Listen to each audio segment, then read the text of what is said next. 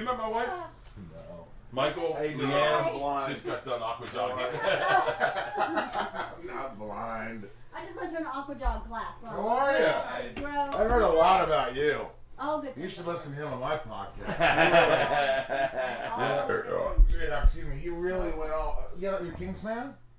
Oh, we just went to the. Are you recording? Oh yeah, I saw that. We just went to the Kings game. I the other saw day. your shirt off at the Kings game.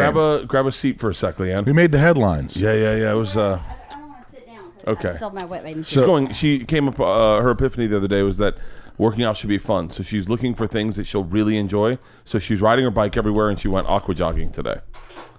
Aqua jogging? And I did climb a tree. What last is aqua week. jogging? You put just this run- like foam belt on and these like webbed gloves on, and you do specific. It's like running in the pool, but you have to. It's not just like kicking like you're swimming. You actually run in the pool. Is it fun? Yeah, it's really fun because I do it with a friend, and we chat the whole time. So, You can get really dehydrated in a pool because people don't realize Yeah. the amount of exercise and how much you sweat when That's you're swimming. right. So they don't drink water. You get really dehydrated. and I'm out of breath. Like, and my heart rate's up, and I'm out of breath. So I'm clearly working out. I just hate lifting weights, and I hate running. So does your husband. I know. I mean, is it? So it's Hey, time to I find just something worked out, else. by the way. Did you? Did you? Yeah, I Yeah, ran. you were. Yeah. Ran 2 miles. That's why you're red in the face. That's why I'm red in the face and fat in the face. All right, go clean up. I don't like you looking like this. What do you mean? You look great. I look. Nice to meet you. Nice to meet you. I've heard a lot about you. We're like I talking said. about properties. I just had Jack in the Box. I was like, I don't know if I'm going to make it in time to Bert's podcast. I got to stop by Jack in the Box. I haven't eaten, and lo and behold, he lives right next to Jack in the Box. Right? Like you could spit and hit a Jack in the Box. It's a little too convenient. Yeah, you know what he says to me? I walk in, he goes, "Yeah, you're lucky you can eat Jack in the Box." And then I look at him, and he's like, "I mean, I do, obviously." But you eat it like for like a meal. Well, I had hash browns and a double sausage and egg croissant, but I didn't have the orange juice because that's where the sugar's at, man. They used to make that joke. They go, "Oh, you're ordering all that and a Diet Coke?" I go, Yeah. yeah, it's still calories in a diet and a Coke. Yeah. I'm trying to lower my calories a little bit. Yeah, I'm working on myself. Yeah. Screw you. What are you doing? We're talking about buying houses, and Michael's house is fucking beautiful. I bet. Up I in mean, the hills. it's not a mansion. Like Rob, my buddy on my show, my producer, always goes, "Your mansion," because he knows that I laugh at it. I No, don't. it's beautiful. And I'm telling him when we were looking at properties, and I was like, "Oh, you could get more for your house. I think we should Yeah. go look at his house." You want to buy my house? Good. It doesn't have a pool though. You can't do that aqua jog. When did you buy your house? Bummer. 2003. So 16 years. Yeah, I love it. Every time I look at another house, I'm like, my house is just cooler. You know what it is? It feels like a little castle. Like it's just a little. It's less than 3,000 square feet, which is not. You think it'd be these big Hollywood houses. They're like 10,000. So Yeah. it's not a huge house, but it's just comfortable. It's got that. It's got what's called a turret. And I didn't know what a yeah. turret was until I heard the word turret. And it's it's like the castle like spiral staircase that goes up. Yeah. So I have a turret. So it feels like a little castle. That's really cool. Do you have a moat? You know, I pitched All right. that as You know what? you know, Now I you're on getting that cocky. But I would. I would have pitched a moat. I pitched that as a TV show, Moat Crashers, where we go in and every man's house is this castle. Every castle deserves a moat, and we go in and put moats around houses. I pitched it as a real TV show. You did it. I know that everyone passed, obviously. We can't figure out why. I don't know. But it's like- Not it's one like- person. it's I like- wanted to see one moat. What Bill. motherfucker? You know, one guy's like, "I'll take a moat." How hilarious is that your neighbors are like, I believe that's a moat. Put in a moat, dude. I really wish DIY networks had more of a sense of humor. I wonder if I'm more famous now that I could go in and really sell it now. You could sell anything right now. And if you take your shirt off, you're selling it. I want to really do Moat Crashers. I'm gonna reach out to DIY and see if they'll let me do Moat Crashers. Should Okay, I go we're not in with doing you and it be at the, this house. the pitch? You and I just go in there and like, Oh, 100%. I'd do it with you. Yeah. I'd be all right. moat. Go and clean up. Okay. I love you, Nice baby. to I meet love you. you. Really I love you. nice hanging out have with fun. you. Okay. Okay. So wait, I want to a go. great wife. I want to start. Yeah, she's awesome. She's great. You guys still have a lot of. We had sex this morning. Did you really? Yeah, Do you last long? No, today I was exceptionally quick. Do you say something after? Like, sorry, compliments to you? No, she giggled. I was so quick. She goes, "That was adorable," and I was like, "Yeah." So wait, That was adorable. it was. God, I wish they'd say that to me. So wait, I want to go back to when you bought your house, 2003. 2003, I just, I just got in Smallville, like within a year or so. My guy's like, hey, dude, I might get canceled right away. You don't have enough money. If you buy this, you could be broke like every other Hollywood guy. So tell me what that feels like.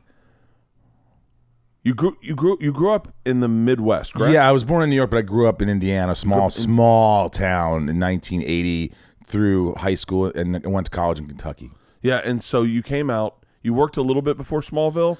Yeah, I mean, I was doing I was in New York and I was doing off Broadway, like way the hell off Broadway, like New Jersey Broadway. Yeah, and I got this gig. It was like I got this audition for. They go, you have audition for this movie called Midnight in the Garden of Good and Evil. I couldn't remember the name of what I was auditioning for. Yeah, I'm like, I got an audition today. My buddy's like, for what? I go, Midnight something. They're like, have you read the script? I'm like, yeah, there's no script. I didn't know anything about it. All I know is I went in there and I put a little Southern accent on it and I did this kind of thing.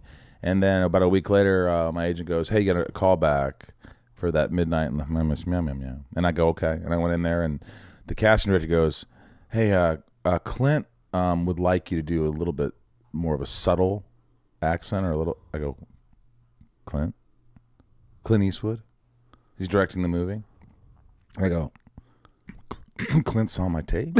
He's like, yes, he did. He cast from tape. And I go, and all of a sudden I got this like adrenaline, like, oh my God, this is like the biggest moment of my life. And I go, can I take a minute? And I went outside and I got myself together and I went in there and I go, I just used that accent just a little bit. It's more subtle and just did a little bit like Indiana. And then I got a call and they go, hey, you're flying down to Savannah, Georgia, and you're doing Midnight in the Garden of Good and Evil, based on bestseller, which I didn't know. I'm not a big, huge reader. Because growing up in the South, I remember when that book popped. Yeah, John Barrett. And I went down there, and the producer picked me up at the airport with Jude Law. Picked us both up and goes, I'm going to take you to meet Clint. And Jude was nobody. He had done some Broadway. He was not a star. Okay. I didn't care. I was like, oh, this guy. He's a nice guy. Drinks a lot. But whatever, good. You drink a lot. Yeah.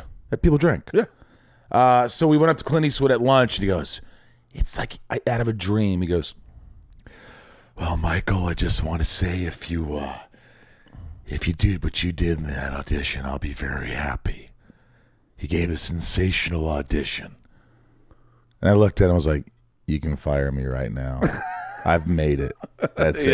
Yeah. It was just incredible. I mean, that took me to L.A. and then I did the worst show in the history of shows. I did the Tom Arnold show. It was ranked 133 out of 133. It was me, Ed McMahon, Tom Arnold. It was just like, I remember Ed McMahon. It was like a Rolls Royce, and Tom Arnold had this Mercedes Benz like coupe, like 200,000, and I had a Volkswagen bus. I had just moved out there. I swear to God, and Ed McMahon loved me. He called me Indiana. He'd be Indiana, and I go. And every morning I go. We would do a little bit Johnny and Ed, and I go, Ed, it was so cold this morning. And he goes, how cold was it, sir? And I go, so cold I saw Robin putting his worm in the microwave.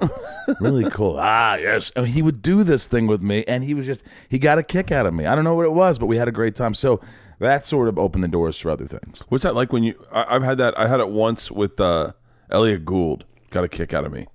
Like just found me interesting. And you were like, and it's such a weird sensation to like go like, oh, this guy I know my whole fucking life now is interested who in you me. look up to, who you're like, why? When that happens, it's really special because you don't really believe it. Yeah. I've had, I was at a Kings game, funny enough, and Sandra Bullock walks up to me, and she goes, you are fucking hilarious. And I go, did you see Sorority Boys that made $4 in the theaters? Yeah. Maybe you saw it. She goes, Cribs. Your Cribs episode was hilarious. You're so genuine and funny. I go, oh my God. And she gave me a big hug. She goes, oh my God, you made me. She was with that Jesse, or what's his name? Jesse Ventura. No, she's not. No, the guy she's married to that cheated on Jesse her. James. Jesse Jones. Yeah, so we hugged it out, and he was with. He's like, yeah, you're really funny. And then he cheated on her after that. With a Nazi, I think. Was with a Nazi? She dressed up as a Nazi. Who does that? Nazis, I guess. Fucking biker porn stars. Don't give a fuck. What the fuck? Wait, is there ever a part of you? I still want to get back to you buying this house. Oh yeah, why is that? Why are you so because excited about buying a house? Because when I walked into your house, I because we've been looking at houses. And when I walked into your house, I thought a feeling that I've had every time I've walked into houses where I go, this house is great if I don't have a family. And I go, this is the house I would have wanted when I was 33. As a bachelor. Yep, when I was 33, when I was 30 years old. When I was 27, you get me in this house at 27, I don't know if you ever... Well, that's exactly what happened, sort Yeah. of. I mean, I was a little late. I guess I bought the house when I was 30. Yeah. About 31. But like, so what do you... That's still... But are you by the way, that's saying... still so fucking young in this city to buy a house. Oh, yeah, like, I couldn't believe it. Yeah. In fact, all my friends are not... Most of them aren't actors. Yeah. So, marketing, works at Paramount, works at 9-to-5 jobs, and they don't have houses. They have apartments. All my friends come over to my house and hang out. So it's unheard of. Indiana, where I grew up, everybody has a house because houses are $80,000 to $150,000 to, you know what I mean? Yeah. So you could buy a really nice house for not much. And the bank tries to get you in a house because they want you to... That's the way an economy works out there. That's how it works. Out here, it's a little fucking backwards. So we get back. So you did feel young getting into that house. You know what I used to do? This might sound a little cheesy, but I was so excited to have a house that I didn't. I had the keys to the house, but no, I didn't have the keys to the house yet. But it was still like there's no one living there. I knew that I was going to go there soon, and I jumped over the fence with my buddy one night like we were thieves. It was my own house. Like I mean, could you explain that? Like, what are you guys doing here? It's like, well, it's my house. Where are the keys? I don't have them yet, but I will. Yeah. And we went to the jacuzzi. We were like, we're gonna jacuzzi in my backyard. And my new house, there was a jacuzzi back there. It was one of the flip tops you have to climb in, not the ones in the ground. They're not expensive ones. So my friend Chris McDonald and I, not the white Shooter McGavin Chris McDonald, black Chris McDonald. He's my friend who's a music producer. I had to clarify. People are like, oh, you know Shooter McGavin. I don't. I did work with him, however, in a shitty movie called Kicking It Old School. But that was fun. Kicking It Old School was a good movie. Was it? Yeah. You were the one that saw that? Here's was the thing. fun. Any movie that like a perfect example is Malibu's Most Wanted. Right. Any movie that, and I can say that because I'm friends with Nick and Jamie, but like any movie that gets slammed where everyone's like, ugh, this is a piece of shit. I can go in with no expectations. Oh yeah, watch my movie. Watch it. Back in the Day. Yeah, you'll love it. It's raunchy. Nick Swartz and Harlan Williams, Morena Baccarin, Isaiah Mustafa, Sarah Colonna. That's the one you directed. Yeah, correct? you're gonna love it because unfortunately the producer of the movie goes, "Let's get it reviewed." I'm like, "It's January. They're reviewing Oscar movies. This has penis shots in it and farts." Oh, I know that. I think I've got to be honest with you. I think I want to say I watched that. I started watching that movie. Hold on. Started. Back in the day, when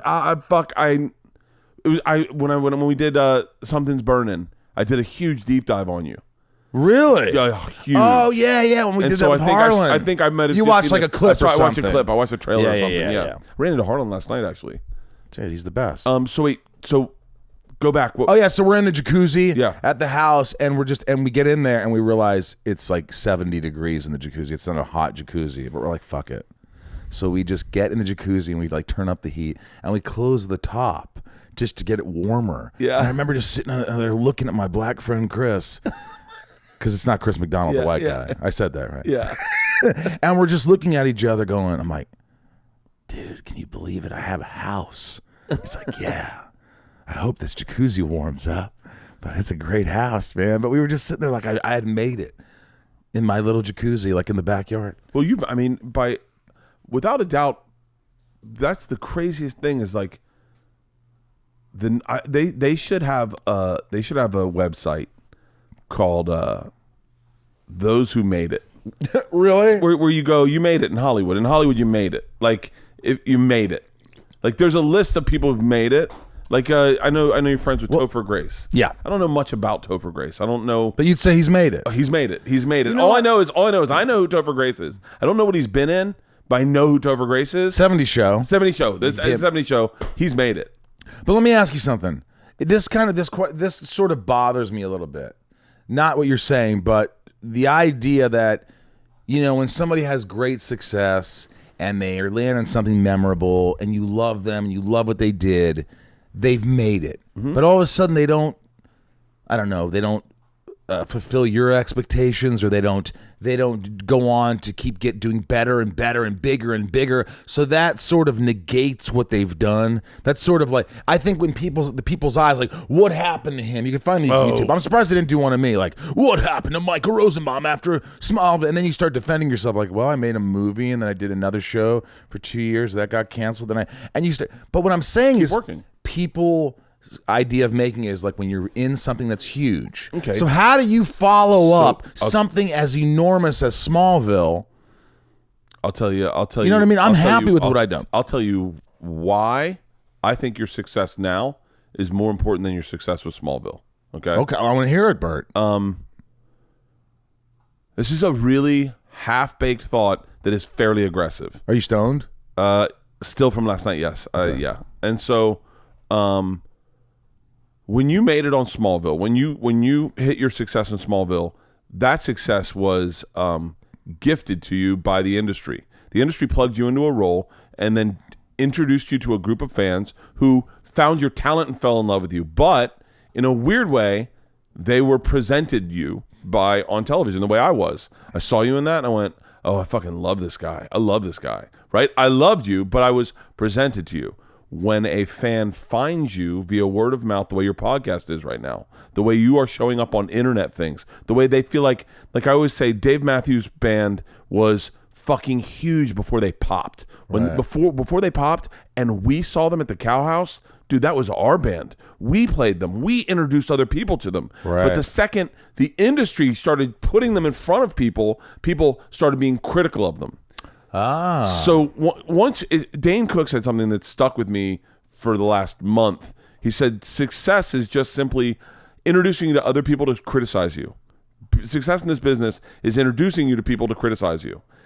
Where I think you are more successful today than you were in Smallville, and I know maybe the money's identical. I don't know. I don't even know what you made on Smallville, but but right now your longevity is cast out 20 more years because people are finding you as a personality, as a fan, and then rediscovering your past work. You know what's funny is, and I appreciate all that, and I agree with that. But the reason I would argue that is because I believe that myself, Segura, Rogan, Ari, Joey, all these people that had similar careers, like I did television, presented to people, no one really grabbed onto me. No one ever really grabbed onto my wave. But the second I started doing my own thing and saying, this is me, and then people started sharing it, I think that kind of like, it's almost like a grassroots campaign of success out of Hollywood standards. It's a different type of success. And I don't think people realize that you get to a point in your life where you start really doing things for you. Like I've gotten to a point where I don't do things because I think, oh my gosh, people's perspective of me will be different. Like if I do this show that they're offering me, then I'll be on a show because people are like, oh, you're on a show, you're doing this, what are you doing? It's all about what you're doing. For me, it's about what I want to do. I want to do a podcast. I'm doing it. Side of You with Michael Rosenbaum on iTunes. And I'm doing another podcast that's about to pop in a couple weeks. And I'm doing I wrote a show and I'm pitching it. I'm doing all these things that I really love doing. I'm working with my friends. I'm making an album. I'm in a band. I'm just doing the things I love. And I'm lucky as shit because I made a little money enough to not have to do shit. So my agents do get mad when you're like, why won't you do this? Why won't you do this? I go, because I don't want to be on another network show. I don't want to be in a procedural. I want to do great or nothing. I just don't want to do it. I'd rather just do my things and enjoy my family and my life. See, and that's the honest to God truth. That's not like me going, oh, I can't get work. And if I was, I'd say it. I'd say, no one will hire me. But that's not the case. It's me about taking care of myself and doing what I want to do. Believe me, if I had a family like you, or if I needed to fuck, I would do I would do Saved by the Bell for whatever. Fuck. Yeah. I would do, that's a good show. What would I do? What's a bad show? I don't know. I'd do it. One Day at a Time. Is it? I saw it on Netflix. Is it the original, the 80s one? I couldn't believe they were fighting to save that thing. I don't mean to shit on. I'm so sorry that I'm I don't think anybody who's watching One Day at a Time is listening to Bert Kreischer. Do you think? My God, it was so bad. It was a laugh. Why do they repeat so many things, Bert? It was because no one. Here's why. Because the industry doesn't. The industry is comprised of a bunch of people. I'm not talking about the tent poles in this industry. I'm talking about the vast majority of people hiding under that tent. Those tastemakers are great, but those other people don't have any fucking original ideas. What you're doing is and you're doing is creating your own shit. It's creating your own shit. And dude, I heard some story the other day from an agent who is no longer an agent. And I said, what's the one thing you, what's the one thing where you were like, fuck, I missed that opportunity? He said, I used to work on the team that worked for Rogan, like a group of guys at his agency or whatever. And I heard them in a meeting making fun of his podcast. Like going like, he'll never get advertising. I don't know what the fuck he's talking about. I don't even know why he's doing a podcast. This is the early days. And he said, I wanted to speak up and say it's actually pretty fucking awesome, and I think this is the future. He goes, I wish I had stood up. I wish I had stood up. And I went, holy fuck. Now you look at it, and the industry is clamoring. That's why podcasting is so frustrated, the industry, is because they can't, the way they took monetize. They can no, they can monetize it, but the way they took you and put you in Smallville. My agents don't have a piece of it. And no, they shouldn't. They had nothing to do with it. Right. The way they put you into Smallville, that is the industry's, that is their formula. That is what they're good at. But they can't do that with podcasting. There's no rhyme or reason why a podcast what is works good. or what it isn't. It's like, look at Two Dope Queens, right? That's when those two young ladies created that podcast. The industry wasn't looking for diversity at the time. They were just like, huh? Two black chicks? What? Huh? What? Now they're all over it. Look at My Favorite Murder. I'm sorry. A head writer and a chick who does the internet primarily, Georgia Hardstar. I'm fucking up names. I'm so sorry. But they're going to talk about fucking unsolved murders or they're going to talk about murders and then talk about their new jeans at the front. Like, shut the fuck up. That's why I love, because you know for a fact, as a fan of shit, as a fan of podcasts, when you catch on to a good podcast, like I just started listening to Simon Rex's podcast, right? I got to start listening to it. I listened to the one with Mickey Avalon. The one he did with this guy, I don't know who the guy is. But he was in Drake and Josh and Drake. I don't know either. But it was actually a really good podcast. Is that music? No. It was like what? It was a Nickelodeon show, and I think Drake was in it. Drake Bell, Josh Peck. Oh, was Drake the lead? Anyway, fucking whatever. It's a good podcast. Higher?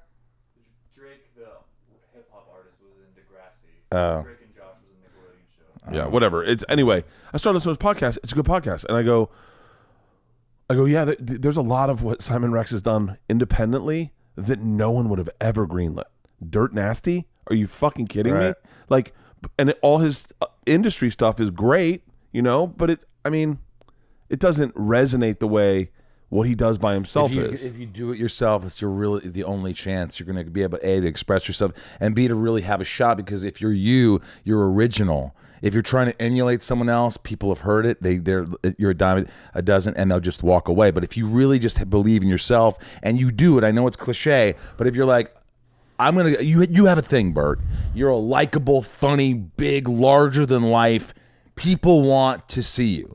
Like, there's not a personality like that. Like, since, like, to me, like Chris Farley had that sort of energy where people are like, you take your shirt off at a Kings game, but you have funny to back. You're not just taking your shirt off because you're it's a laugh. Yeah. But you have funny to back it up, and you have the wit, and you have the personality, but you're also really likable.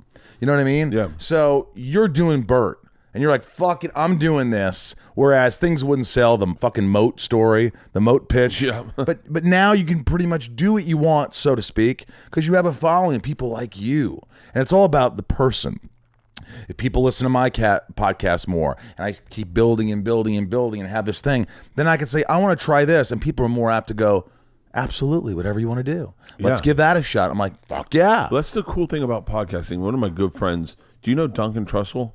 No. You should check him out first. Check out his podcast. You and him would be good together. He's a really brilliant guy. One of the things he said was he was doing different things on his podcast. He was taking it to meditation festivals, and I was like, that's cool. And he goes, yeah, man, that's the cool thing about this is we can grow as artists with this podcast, and our fans will grow with us. And he goes, it doesn't just have to be an interview show. It can be whatever you want it to be. And I was like, oh wow, variety show, whatever. Dude, I've done some different things. Earlier, I did a lot more different things with this podcast. Like I'd take it camping in Texas, and Ari Shaffir does crazy stuff with his.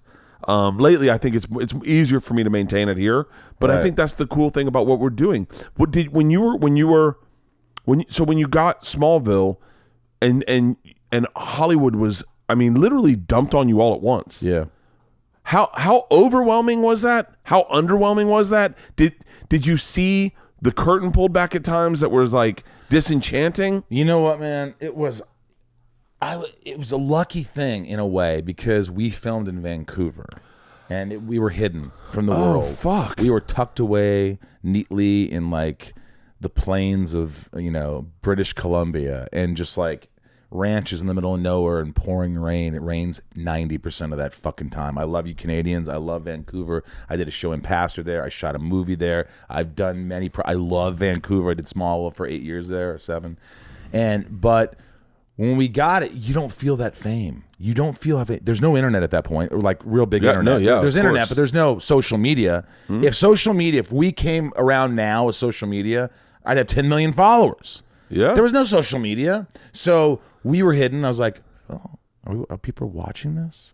You really felt that? And then when I went back home to Indiana, or I went back to even LA or for a weekend, it's like, and not to mention I stick out like a sore thumb because I'm bald.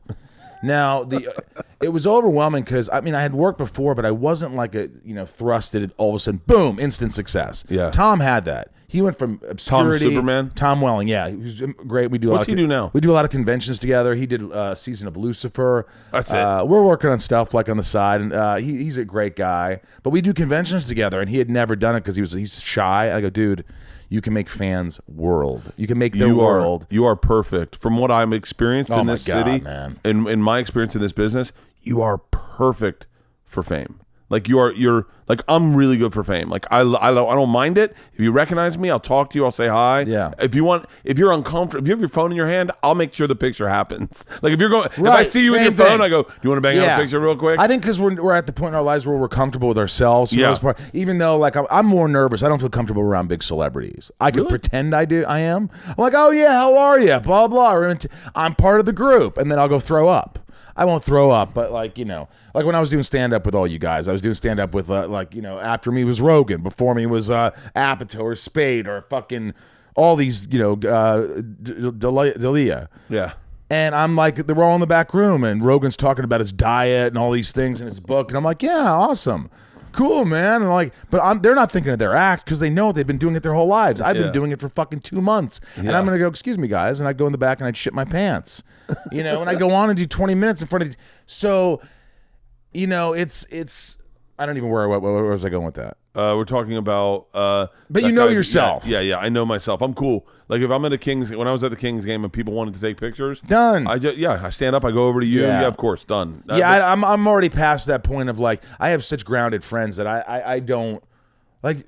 If I get a big movie or if I get a big show or it's fun, it's great, it's cool, but it's definitely not my life. It's part of my life. Compared to back then. It would have been just consuming. Right. I have to be great. I have to be awesome. I have to be on. I have to do this. What interview are you getting me? I have to be on Conan. But I'm just young and I just want to be like, and I'm like, all right, calm the fuck down. And somehow, inadvertently maybe, or through meditation and just life and living and growing and rejection and failing, you start to go, this shouldn't make me a happier person. This shouldn't dictate whether if I get a role, it shouldn't make me either change the mood of who I am. That's not all of me. There's got to be more to it than that. Tell me about some. But there was a lot of success. Like Smallville was it was the first time I called my parents up after I saw the pilot. The director David Nutter, who does all the Game of Thrones, I just interviewed him on my podcast, and he did the Red Wedding, and he did like 3 of the last 6 episodes. So we talked a lot about that.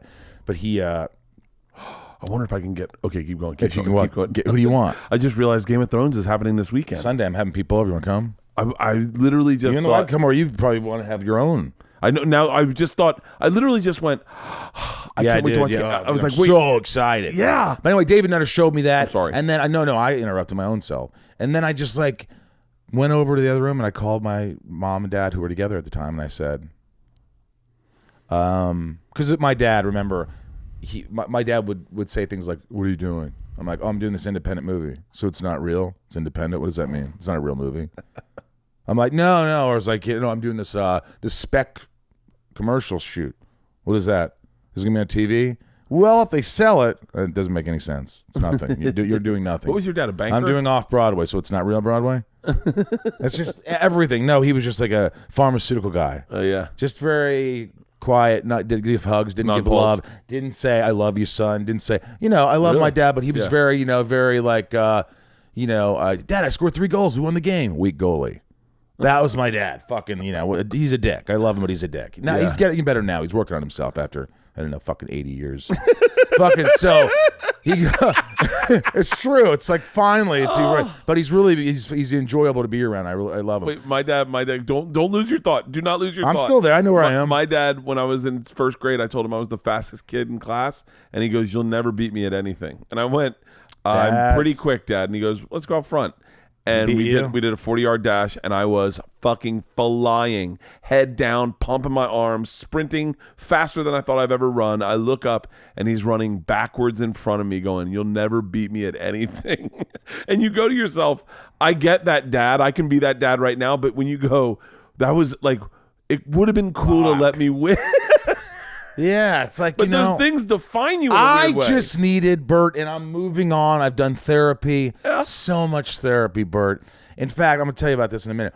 So much therapy that I've just sort of accepted, like, hey, you can't, your developmental stage in life, those developmental years, they're so important to a child. Yes. Just to say, Holston, I love you, son. Holston, you're great. You're really good. I'm proud of you, Holston. Holston, look, you can never fail with me. I'll always be there. I'm always going to support you. You're going to fail, son. But you know what? You'll get back up and you'll do it again. If I heard 5% of what I just said, if 5% of what I just fucking said, I would not be as fucked up, crazy, in my head, anxiety-ridden, fucking depressed, all these things if I just got a little fucking love. But hey, I'm mature now. I'm older. I can't blame my childhood, and I'm not going to. Yeah. So look, back to the thing. So you call your parents. So I called my parents, and I said, all those independent movies that were nothing and all that shit, guess what? People are going to recognize me. This is going to be a huge hit. Really? I just knew it. I'd never seen anything like it. I go, I'm a part of something, because I was used to going, hey, I'm good in something that's okay. I'm good in something that's kind of good. Yeah. I'm good in something that's terrible. I'm okay in something that's okay. But now I was pretty good in something that was really good for the first time. I remember I saw that pilot. It was quality. It was fucking amazing. Yeah, so it just changed my life. And to this day, it's like, people always say, do you hate when people call you Lex? I'm like, it's better than hey nobody or hey asshole. I'm thrilled by it. I don't give a shit. I'm on that Cameo app. People are like, hey, can you say I am the villain of the story? I'm like, I am the villain of the story. I don't give a fuck. Some guy in Moose Jaw, Saskatchewan, makes his life because he can't ever meet me, and he's a fan, and he's able to have some interaction with me. It's like I fucking give it all I got. I love any success I got. I don't care if you've liked the shittiest thing I've done. Then it meant something to you. Dude, and so be it. That is so how I look at everything in this business. Where you go, why would you ever? Those guys that go, I don't want to be typecast. I don't want to be known as that guy. I look at. There's a comedian, Angela Johnson. She does the nail salon girl. I've heard of her, yeah. It's a fucking brilliant bit. It really is. No, have you heard it for real? No, I haven't. It's a Vietnamese nail salon. It's fucking amazing. Now I'm gonna do this. Oh, it's. I would play it. You really do your homework. What do you mean? I mean, you just watch and listen to a lot of things. Oh yeah. Oh, I am. Do you listen to yourself? Do you listen to yourself? No, I stopped listening to myself. I never have listened to one of my podcasts. I used to because I would get people would criticize me so much about my podcast that because the audio levels. This is when I did it myself. The audio levels were off. And, thank God I got a professional to help me out because I'm sure. Yeah, people don't want to hear it. Your sound sucks. How long did I do it before you got here, Holston? 6 years I did it by myself. Oh my God! Did you make any money? Yeah. Do you wait a minute? just criticize. I woke up this morning and I turned on my medication. I take that too. Meditation app. Calm? I didn't do Calm. It was like something else. Calm's a sponsor of this podcast, and I'm a huge fucking fan Well, of why Calm. don't you tell Calm to sponsor me? Because I meditate all the time. Dude, Calm. Call my people. I'm with David Raphael. When we were... By the way, David Raphael is my guy, too. He's the best. Yeah. David, Calm. Nina! By the way, this would be a great place to do a mid-read for Calm. Hey, guys, if you're interested in... Okay, if not... Just if we have a Calm mid-read on this, okay, mid-roll. But Calm's great. What was I gonna say about that? You turn on your meditation So I turned on app. meditation, and it sucked. The meditation I listened to sucked, and it said write a review. And for the first time, I go, you know what? I'm upset. This is the first. I just woke up. How dare you? And I put 1 star, and I said the music was distracting. It was terrible. It was unfocused. I felt like it was rushed. I posted it. I mean, I responded to them. I felt kind of bad, but I'm like, hey, there's, I wanted to. This is how I feel. It's a good criticism. Look, I talked to Joe about this last night. I talked to Joe about this to a bunch of, I think, younger comics, but I went up and did all new material last night on the first show. I had 1, 2, 3, 4, 5 jokes that did not work At all. Mildly, and one. The only joke that worked, the only joke that I wrote, one was a bit that kind of worked here and there. One joke that worked was, I believe all the explorers from the 1600s were just gay guys looking for a safe place to fuck. And so that was the only thing that worked, right? That's funny. And so, but everything bombed. Everything bombed pretty much. And I recorded it. And I said, in recording, the only time that recording is ever effective, your set, is when you bomb. Because when you listen to when you bomb, you can actually find highlights of good much better than you can when you're killing to find highlights of weakness. Yeah, I would always record mine, and I can tell just by the energy drop. Yeah. You're like, what was that? Or was it the delivery? Was it the way I said it? Did or I stutter? I said it twice. Stutter. And so then in that bomb, I'm getting ready for my second show. I'm talking to Mark Normand, and I come up with something that may be career defining in that bomb. And I went, you gotta have those fucking failures. Those failures are so fucking important. So, and criticism. And that's why stand-up is so applicable. That criticism is right there. They are not... Are you embarrassed when you bomb? No. Not at all. You don't go, oof. Oh my God, this is uncomfortable. I've had really bad bombs where they are... You get flush? They're soul-sucking. And you wake flush? up... Dude, it's one of the questions I wanted to ask you, because we were talking about this last night, about bombing is really important, but it is crazy, because I forget who was in the green room with us talking about it, but it was Eddie Bravo. Eddie Bravo was saying, you don't bomb. And I said, no, I do. I definitely do. And it does happen. And he goes, but you could murder. I go, yeah, but I know I can murder, but you need to bomb in order to figure out where your real weaknesses are. And what I I said to myself, there are times when I've bombed that I've woke up the next morning. I have a house. I have my retirement. I do that too. My retirement's paid for. I'm not dead. I'm not alive. dead. I'm alive. My career is moving forward, but I wake up going, that failure is, I'm bathing in it today. And then I thought, and this is the question I wanted to ask you, very long-winded. I've had that in my career. I've had lows in my career where I go, I'll never get out of this. Not making Last Comic Standing 2, not getting passed at the store, getting fired from Travel Channel. Like, all these things were things where I thought, I'll never get through this. And then here I am on the other side, very happy getting through all of them. What are some things in your youthful failures? Like when you didn't get a movie or you didn't, what were some failures you had youthfully that you looked at and you're like, oh, this is the end of old Michael Rosenbaum? I've had it's funny, is my therapist always said, like, you need to fail more because you're such a perfectionist. Like, everything's a failure, really, because my level is so up here that I have to be great. If I would have, like, when I was doing stand-up last year and I went up like 50 times and I worked my way up, I put so much pressure on myself. You have to be great. These guys are the best, and Rogan and Kreischer and Harland and Nick and Bobby Lee. And I'm like, what am I thinking? You don't have to be that great. These guys have done it their whole lives. This is what they studied. This is what their careers were. This is what they do. You're jumping on stage for the first time. You should expect to suck for a couple of years if you're really going to go after it. Why are you so hard on yourself? The logic's there. I get that. But for some reason, my body was talking differently. It wouldn't listen to my brain. It was like reacting in a very like terrible way. Yeah. Like feeling like I just feel like shit. So my mind just went in all these directions, and I had to. So I have failed. Like I feel like I always fail. That's the problem with me. Like I feel like I'm always failing, even when I don't. Other people look at me and go, "Look at your success. You're so great." And I'm like, yeah, but it only lasted 2 seasons. It's like, and I'm happy about it. I don't dwell on the fact that it got canceled, but I don't look at a show as a success. But I'm like, well, a lot of people at the show in Pastor, people loved it. I'm like, well, I loved it. It was fun. It was great. But it got, I got fired. It was the only time I got fired, and it was. Oh, I love a good fired story. Yeah, it was a couple years.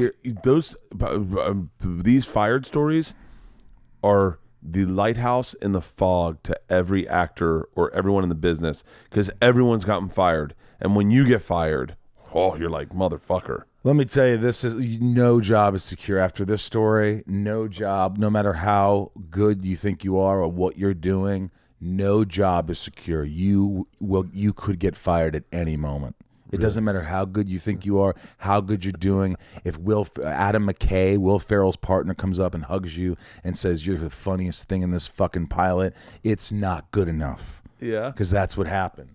I get this pilot called what was it called? Friends? No. No, it was called Mission Control. Uh-huh. It was about NASA, what do you call them? Astronauts. Yeah. Fuck. In the space age in the 60s or whatever, right? The race to go to space, and it was like I was an astronaut. 4 black mathletes. Jesus, I don't know, man. And I can't speak today. And so then I found out Bruce Campbell, who's my hero, Evil Dead 2. Yeah, I know County Bruce Jr., Campbell. just Okay. he's a good friend now. He gets cast, and doing this pilot. And every day the director comes up to me after the 3rd day, and then every day after and goes, my wife and I watch the dailies. You took me aside. You are fucking crushing. You are like, dude, you shine. What year is this? This is 3-4 years ago. Okay. You just pop. Like you can't stop. Eyes roll on you. I'm like, oh my God. I just felt so good. Felt so excited, and I was like, "Oh my God, this is NBC. It's their biggest pilot. Will Ferrell and Adam McKay are producing it. It was just an offer. I didn't even audition for it. Straight up OFF, dog. I don't know what that means. I just said it for the first time. I like it. I hope it becomes Hollywood jargon. Yeah, I think. Well, you got an OFF, I dog. got an OFF, dog. Straight up, and so the Adam McKay comes up. My aunt, or my aunt. What do you say? Auntie. Yeah. My auntie Judy and because I grew up in the hood, and her niece came to visit set, and I took him and Adam McKay. I go, this is Adam McKay. He's producing this show. He's like, dude, you are. Wait till this comes out. He's going to be even bigger. Whatever. Yeah. Everybody, the producers are so confident. They're like, hey, could we screen the pilot at your house for the cast and some of the producers? I'm like, well, fuck yeah, you can. I'll get pizzas.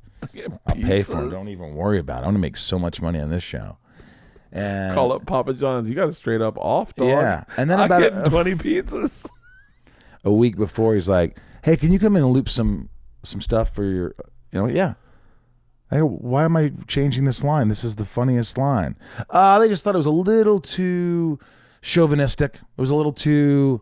I'm like, but the character's an idiot. He's like, this is the 60s. Men are sort of like that in the 60s. They're like, women are, because he's an idiot. Yeah. It's like the Archie Bunker in a way. And then it became, come in again and do this line. And this line, I go, something wrong? He's like, no. Just let's get picked up and not worry about it. We go to my house. We watch the pilot. Everybody laughs. Afterwards, I was sort of embarrassed, because I felt like a lot of all my gold was gone. Like they took away those lines, and I was like, I don't know what's going on. And then my agent calls and goes, hey, they picked it up as a mid-season. I go, what? They don't have a lot of confidence. Mid-season replacement's not like a straight up 13 episode. They go, they're going to pick it up for 5 episodes. 5 episodes, that's it? I go, oh, wow. I thought they'd have more confidence in that. And then the next call was from the producer, who they were amazing. I love them to this day. We still are friends. They called me up, and one of them, Owen, was in tears. He's like, hey, Rosie. I'm like, hey, are you crying? He's like, we love you, man. I'm just gonna get to it. We love you. We don't understand. I go, what? We gotta let you go. I go, okay. Okay. He goes, it makes no sense, but they just thought the character was too, whatever. And they either said that, either your character has to go. That's the only way that we're going to get picked up. That character has to go. And I remember going, hey, I love you guys. You were so supportive. You made the experience amazing. You owe me for the pizzas. I didn't say that. That would have been And they got out the phone, and I remember sitting there in my empty big house alone. But I looked around me, like you said, because when you said that, it made me think of the exact story. And I looked at my dog, who looked at me with unconditional love. Yeah. And I looked around me and I go, I'm so fucking lucky. I have a house and I have a dog. I have friends. I have family. I'm fine. And but it was really, it just, I really handled it well. It didn't really bother me. Look, it hurts your ego. Yeah. It for a second, because you're like, I don't understand it. If I did so great, if they loved me in the 2 table readings, if they loved me through the dailies, and then all of a sudden what happened? What did I do wrong? Yeah. And it's not what you do wrong. It's some executive going, this is what I think, and I'm the head of this, and this is how it's going to be. Yeah. And you just got to go. There's no rhyme or reason, and that's just fucking life. It's someone needing to defend. It's the same security we get in creating, they get in negating. Like I feel I can take back my control. Like if I'm depressed, or if I'm not feeling good, or if I'm looking down on my career, I can take back control of my life if I create something and put it on the line. If I make something, like edit a video. I was feeling a little depressed the other day, and I edited Tom Segura's tour video to make it look like, just to fuck with it, just to do a re-edit on it. And so just to fuck with it. And it inspired me, and I felt very creative, and I felt very good. And I went, I'm back. I don't feel bad Isn't that anymore. something when you just do something like that? Just be a little creative. Do something for you. It makes you feel like I'm back in control. I do deserve to have this car, and I do deserve to have this house. I can make stuff, and I will always keep creating. Well, and some people in Hollywood, their only way to justify their Lexus is to negate. That's how they know their worth, is to negate things. If they don't have an opinion, then why are they in the room? And so that's how they get things. And so they look at your character who's crushing it, and maybe someone is laughing too hard, and they go, you know what? I don't like that character. Yeah. I'm not The a people fan. are enjoying the guy who's bashing other people too much. Don't like it. It stinks. But Yeah. to come back to where I think we keep revolving is, that's what's beautiful about creating your own content and putting your own content out. It's like something's burning. When we did that, when we started doing that show, no one had the only reason it was green lit is because Bill Burr had extra money. That's it. And he was like, I want to make something. I want to make stuff and see if we can take this to the next level. Segura said, hey, you got that stupid idea? We did it. And then all of a sudden, me and you were on it. No one would have gone greenlit the greasy ass, lick my ass Sam. But that's what's beautiful about it. And that's why I'll never let that show go to networks, because they'll fuck it up. They'll fuck it up. They'll so This fuck isn't it up. funny. Get this guest. Only get the big guest. You're like, I want to bring whoever I want to bring. Yeah. If I think they're funny and I like them, I want them on the show. I don't want you telling me they're not big enough, because then that becomes not the show. That's not who I am. Or I don't want them to tell me, hey, this guy's popping, but I don't feel it. And I go, Or you don't get them. Yeah. It's Yeah, that always happens, right? Like even on my podcast, you're like, this guy's got 6 million followers. I'm like, I don't know him, but other people know him. I go, I don't know him. I'd rather get somebody I know that I know is funny. I just, unless it's like somebody I should absolutely fucking know, and then I'll research him. Well, what's good about your podcast, and I've listened to a bunch, is you don't talk like an actor. Well, thank you. That's one of the most annoying things that I see when you see actors. Anna doesn't talk like an actor at all, literally at all. Yeah. I mean, literally to to the point where I go, why are you even acting? Like you seem so regular. But like some actors will do podcasts and they'll speak very woke. They'll be very like, yeah, you know, and they'll like pull out phrases that were in books they read, but it's you know they didn't. It just comes off pretentious. It's not, yeah, it comes off. You know why I do it? Honestly, it's become it's honest to God. I say this. It's therapy.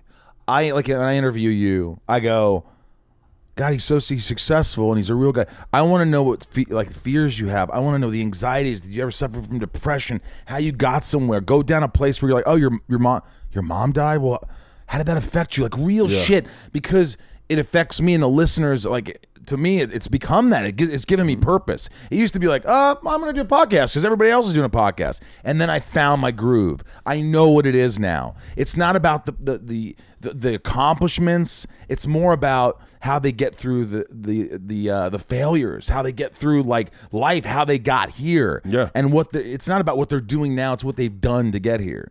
So it's become absolute like Zach Levi, who's going to come on again because of Shazam, but he cried on a show. Can I tell you, I'm so happy for Zach Levi. He's the nicest guy in the world. I don't know Zach Levi. Best. All I know is that he was in Chuck, and a bunch of my friends jokingly said, "You guys kind of look alike. You should have been in Chuck. You should." He stole your part, and so I laughed. Right, and then Chuck goes away, and I don't hear from him. By the way, I'm a huge fan of Shazam. Like I remember when I was a kid. Have you seen it yet? No, my youngest daughter saw it last night. My oldest daughter's like, "Hold on, we're watching this as a family." Yeah, and I'm so excited it's blowing up. Zach is so that's charming. a guy I root for. You gotta root for him. I root for him, and then there's actors I don't fucking root for. Who do you not root for? Can you not say it? I can say this one because I am now rooting for him again. I, for a very long time, did not root for John Krasinski. I don't know him. I never. All I knew that his Quiet Place was pretty good. Look, I love horror movies. If you look at my tweets and shit, I'm getting to the point where I don't care about, oh my God, if they look at my tweets or whatever. If I love horror so much and people are failing at horror movies. They fail, and these movies suck, and I don't give a fuck. I go off on them. Yeah. And Quiet Place was actually enjoyable. He did a great job. It had some scares, and it was good. It was a decent. It didn't blow me away, but it was good. So that's the only thing I know about John Krasinski. I didn't. I don't like things I'm very guilty of. For the record, I know I'm being hypocritical. So you don't need to point this out to me online, guys. I get it. They will. But there's things I don't like when I feel like a celebrity, like what you were saying earlier when you're like, get me that interview. Why did he do that? I need to do that. That part of this business I connect to internally. I've been there, and I've been that guy. I've been the guy where I was like, how come he got that? I should be doing. Should we be going out for these roles or whatever? When I was younger, I felt like that. I don't like when I see people, actors or people I like or people that I think are funny in things, just doing things to. Like get famous, I don't know, I can't. I wish I could. It's really hard. It's nuanced. There was an actress who was on the goddamn Comedy Jam. It was a thing that us comics did, where we'd tell a story and then sing a song with a band. Oh yeah, it's, what's his name? Adams. Yep, I want to do it. Myers. He says I'm going to do it. It's every fucking year. awesome. It's awesome, and we did it for Comedy Central, and then there were some celebrities that were on it, and some of the celebrities didn't really give a fuck about it or. Take it seriously. Yeah, and they just were there for the fame part, so that I can't say it. I can't say it. But if you watch it, you can say it. I'm sure you can figure it out. And so, I was very disgusted by that they weren't like, it's beneath them. Yeah, and sometimes I see celebrities doing celebrity things.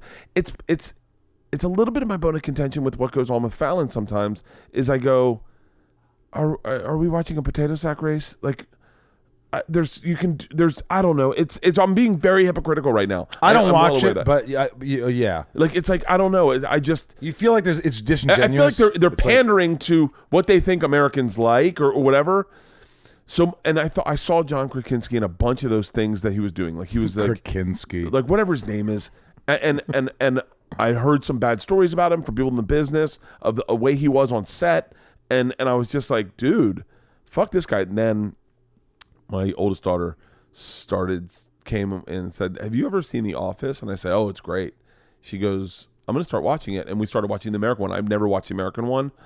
Dude, I never watched the American Office. I love it. It is so brilliant, and he is so fucking good in it that I'm now. So wait a minute. All the asshole things he did. Now you love him. Now I'm big John Krasinski fan. But how do you do that? Because before I'm a hypocrite. I'm a fucking hypocrite, dude. I am the biggest flip-flopper in the world. I mean, I think everybody's hypocritical of situations. I mean, there's a lot of times you meet someone, you're like, that fucking guy, that fucking guy, that fucking guy. Then you meet him like, oh, that happened with Jeremy Piven with me. But then, well... No, because Jeremy's... I had a very negative run-in with Jeremy Piven when I was younger. Yeah, like an aggressively negative one. And then I met him when I was older, and he was very nice to me. And I thought... okay, dude... I met him and the director, the big Peter Fonda. No. Corolla. No, Peter Pumpkin Eater. No, the fucking Rabbit. No, he was in Aspen Extreme. That's a fucking throwback. Peter. He was in Aspen Extreme. I don't know. Aspen Extreme. Google it real quick. He's a big Holston! director. He's a big director. He directed Michael Scott. Fairly. No. He's the big director. He just won an Oscar. Who the fuck is it? Peter Bogdanovich. No. Peter DeLuise was in that? Peter Cottontail. Peter. Aspen Extreme. Oh, now I got to fucking... Peter. Who are the two stars of Aspen Extreme? I've never seen this. Guy falls into a crevasse. What's a crevasse? Hey, Halston, you got to be quicker on this. Peter Berg. Oh my God! Yeah, I love Peter Berg. He's great. I met him and Peter Berg, dude. 1997. Who? Him and Jeremy Piven. Yep. And you like Piven? In Soho, I loved Piven, and I loved Peter Berg. But Aspen Extreme was our movie in college, so I run into Peter Berg and them at a bar, and I freak out. I go, bro, Aspen Extreme. But no, by the way, he's well past that. He's now starting to direct. I think he's going to direct a movie with Jeremy Piven soon. Right. And Jeremy Piven's like, bro, we're hanging out, okay? And I went, oh, yeah. And then I didn't recognize Jeremy Piven. And I go, oh, yeah, I got you. But I go, bro, I got to tell you, man. And Peter Berg was nice enough. I don't think he blew me off, but he definitely was like. But Piven blew you off. Piven not only blew me off, he asked me to turn around and fucking leave. And I was like, and then I was like, fuck that guy. And my buddy Ty Rodriguez goes, you know who the guy who's talking shit to you was? I go, who? And he goes, and he explained Jeremy Piven. And I went, oh, I know that motherfucker too. I go, oh, I'm a fan of his, that cocksucker. I go, I like that guy and all the shit he's been in. I was like, motherfucker. So when did he redeem himself? We did stand up one night together. Oh yeah, because he was doing stand up again. Yeah, and he was really cool and nice and because you're a fucking celebrity now. That doesn't make you fucking hypocrite. I'm the biggest hypocrite in the fucking world. I also hear stories about Piven all the time. And look, whatever, dude. I'm sure I'll meet you at somewhere and be like, hey, dude, you're nice to me. Yeah, great. Everybody's always nice to people. They're not. So you're a celebrity.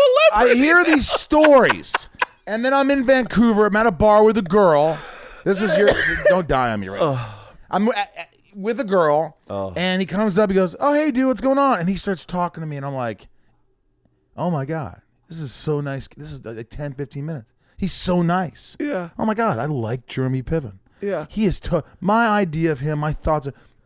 This guy behind me at the bar goes, "Hey, are you Lex Luthor?" And I'm like, "Yeah." I turn around. I sign this thing for the guy and talk to this guy. I'm telling you, I talked to this guy for 45 seconds. I turn around to the girl. Piven goes, "Hey, well, nice seeing you, brother." I'm like, "Yeah, take care." I look at the girl I'm with. I go, "Man, you hear all these stories about Jim. It's like that moment in Fast Times at Richmond High when they go, people say that Devone, he's a bad guy. But you know what? I stuck up for you. You don't know Damone. Yeah. But Damone, he's just a dick. He's always doing it. No, you don't know Damone. Well, maybe they do know you." So it was one of those moments where I was like, they say he's people, talk shit and whatever. And I'm like, you know what? He's a fucking cool dude, man. That was really cool. And she starts laughing. And I go, "Why are you laughing?" "Do you know when you turned to that guy and gave him an autograph?" I go, "Yeah," for like 30 or 45 seconds. He goes, "Yeah, he told me what number, what hotel room he's in. And then if I got bored or something to come by his room or give him a ring." The second you turned around. And I go, "Are you fucking kidding me?" She goes, "I swear to God." She was why he was laughing hysterically. Look, I just there's bro code, man. You're with a girl. Yeah. You don't do. I mean, that was I was like, fuck, man, that sucks. There's a reason he's good. Maybe he was young. Ari Gold. Yeah. What year was this? Was this a while ago? This was probably, I don't know. It was a while ago. I got invited to it. Paulson, you like that story? It's a good story, by the way.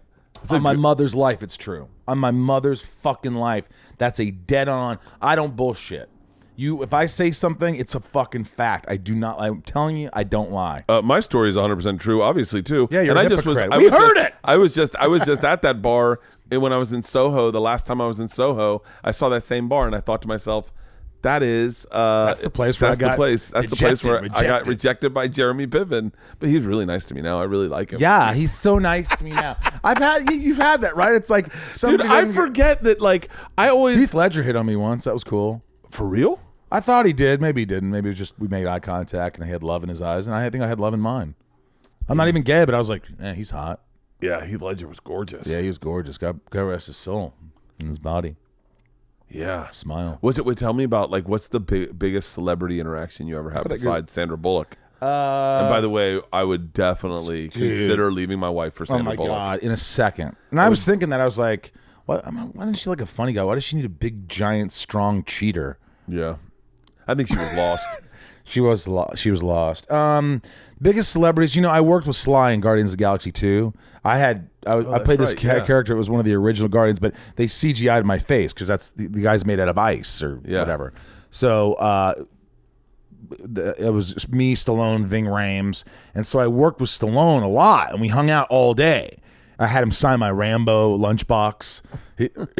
Excuse me. He goes, I go, hey. On the last day, I go, hey, Sly. He's like, yeah, what's up? I go, would you sign my lunchbox? He goes, you got a lunchbox? I go, yeah. He goes, you got a Rambo? I swear to God, he goes, you got a Rambo lunchbox? You want me to sign this for you, really? How old are you? I'm like, I'm 46 years old. He goes, fool, you got a lunchbox? All right, look, I'll sign it. But and like we would do these weird, like on set, like I had these dots on my face for the CGI. He goes, who are you supposed to be? Pippi Longstocking was with the dots on your face. And we would do this whole thing. And I would do an impression of him on set because he had this line that he would go, I forgot what it was. He's like, Ravagers don't do it. What's the line? Ravager. No N. There's no N. It's Ravager. James Gunn, the director, is yelling at him, and who wrote the script? He's like, Ravager, it's what I said. He's like, no.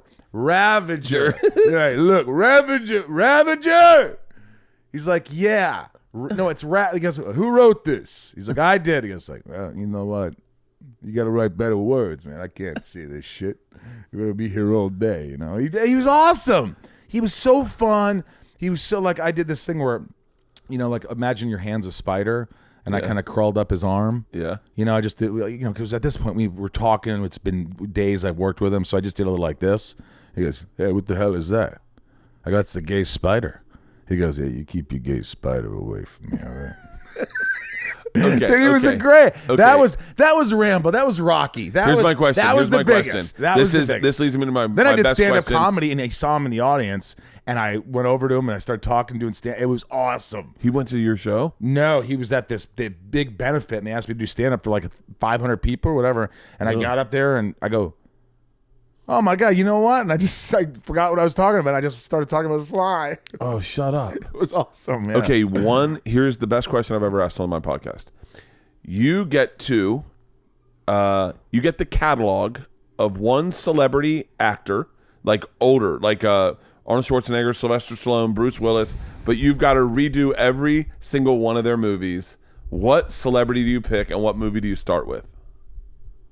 Oh my God. It's the best question I've ever asked. Is this the first time you've asked this question? Yes, yeah. Because I thought you picked their career, like the actor that you'd want that career. Yes. Oh, I gotta go. I mean,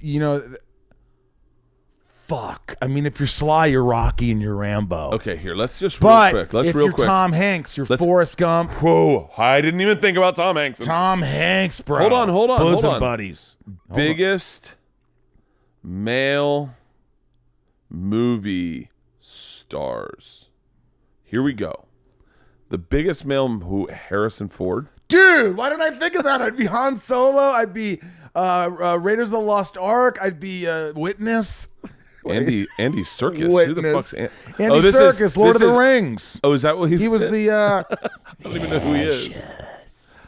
This is largest. I wrote biggest male movie stars, and they're listed by height.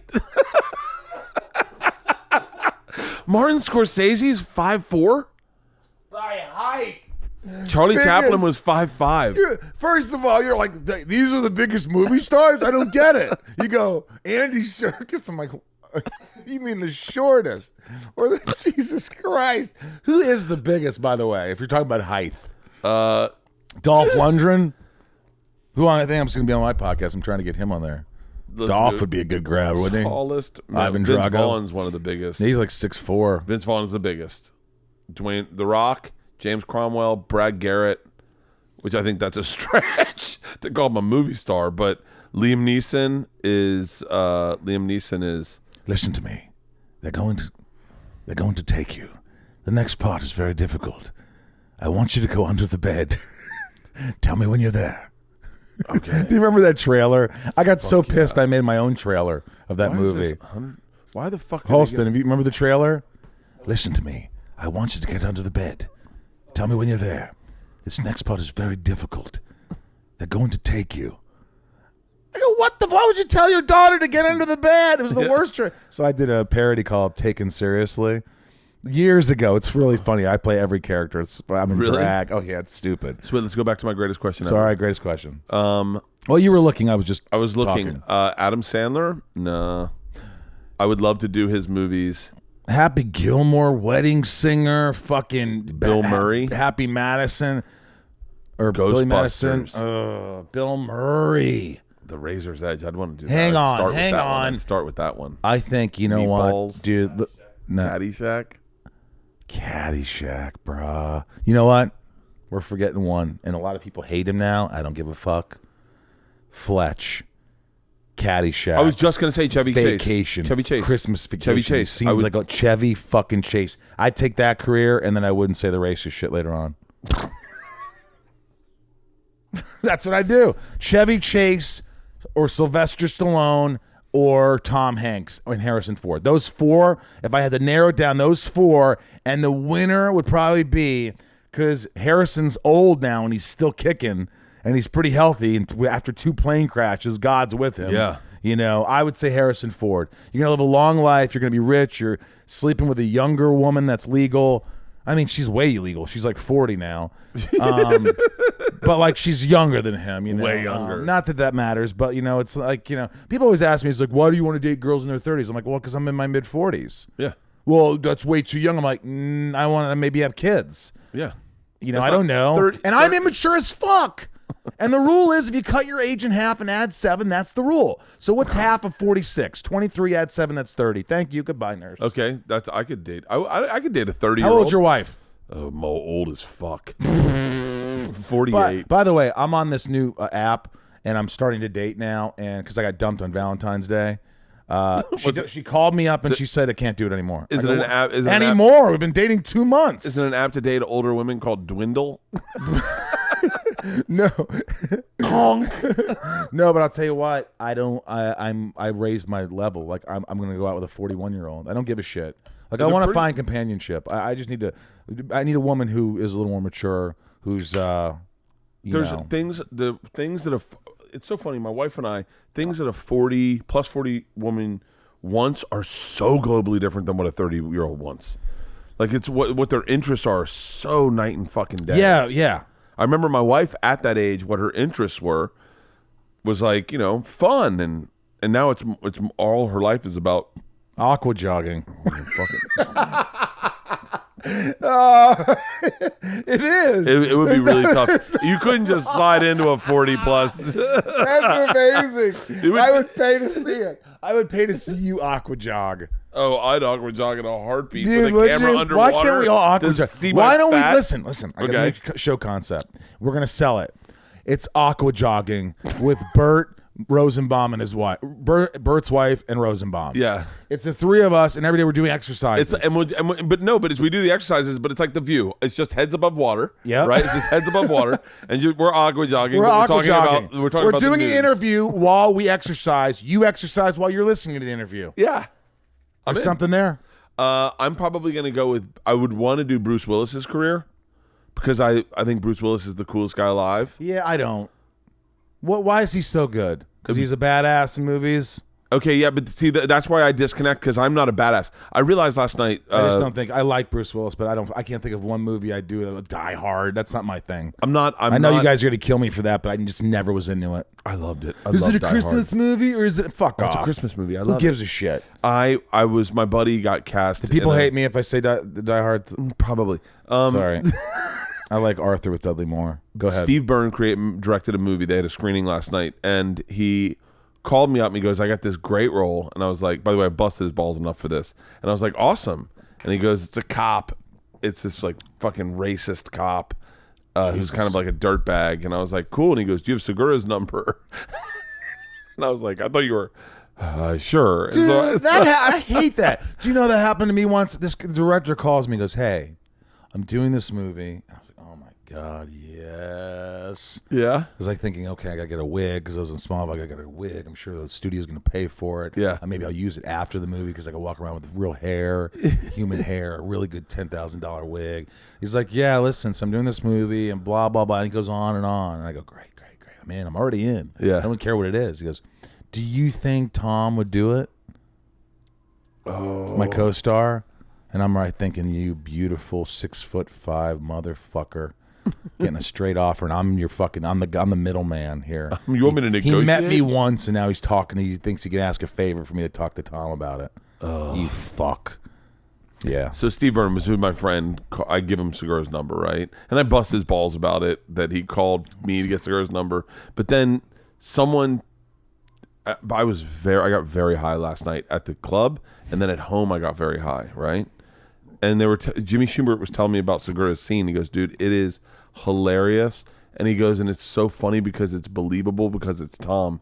They didn't even, he ad-libbed all the lines. And basically, he's a cop who forces some chick to suck his dick or something. And I was like, oh yeah, I don't think I'd be believable in that role because I'm a nice guy. I think people like me. And they go, but Tom's got a veneer on his face. Where you're like, oh, I can see that guy forcing he a could chick be to a suck a dick. And then I went, okay. Oh, so then I was like, maybe all these things, whenever I tried to do something edgy acting wise, you could tell that it was Bert trying to be an actor. You could see through it. I could never get into. I think you can. I could never break the if I couldn't play a pedophile, I just looked like Bert playing a pedophile. No way. I could make. Honestly. Really? I'm not saying I'm Mr. Director, but I know I can make you do. If I ever have something, I'm like, I know how you would do it. Really? Dude, yes, there's ways to fucking just change your appearance, change your give you a gimp eye. Fucking yeah, dude, I'm telling you, black out one tooth. You could be a dangerous, creepy motherfucker that nobody, unless your best friends would go, oh, that's Bert, because they know you're in the fucking movie. Dude, don't believe that for a second. One time I was going down on my wife. You're going down on your wife? When in the middle, she goes, oh, you got to change your hair. That's adorable. And I was like, what? And I guess my hair had been parted down the middle, and that's what she was looking at, is me with my hair parted down the middle. And she goes, you look like a fucking pedophile. She wasn't even enjoying herself. She was worried about your pedophile you look haircut. like a fucking creep eating my pussy. So you guys laugh during sex. I like that. Oh, yeah. I do too. I've been laughed out of a vagina. She's laughed so hard. Because when a woman laughs, her muscles in her vagina turn into a bouncer at 2 a.m. Just, get the fuck out right now. I've been laughed out of a vagina. That's a bit I was working on last night that didn't kill. Didn't kill? No. Well, see if you preface it with the story we just did. It was something about it's a long bit. Do you really work on your stuff? You go, there's the idea. I'm just going to go try it. I'm just going to come up with it. I obsess about it. I think about... You obsess about the structure of it? This is the exact... I'm going to say this exactly this way? No. I know that when I get on stage, panic will allow it to come out the right way. Whatever energy that I bring on stage... you do panic. Yeah. I write better on stage because...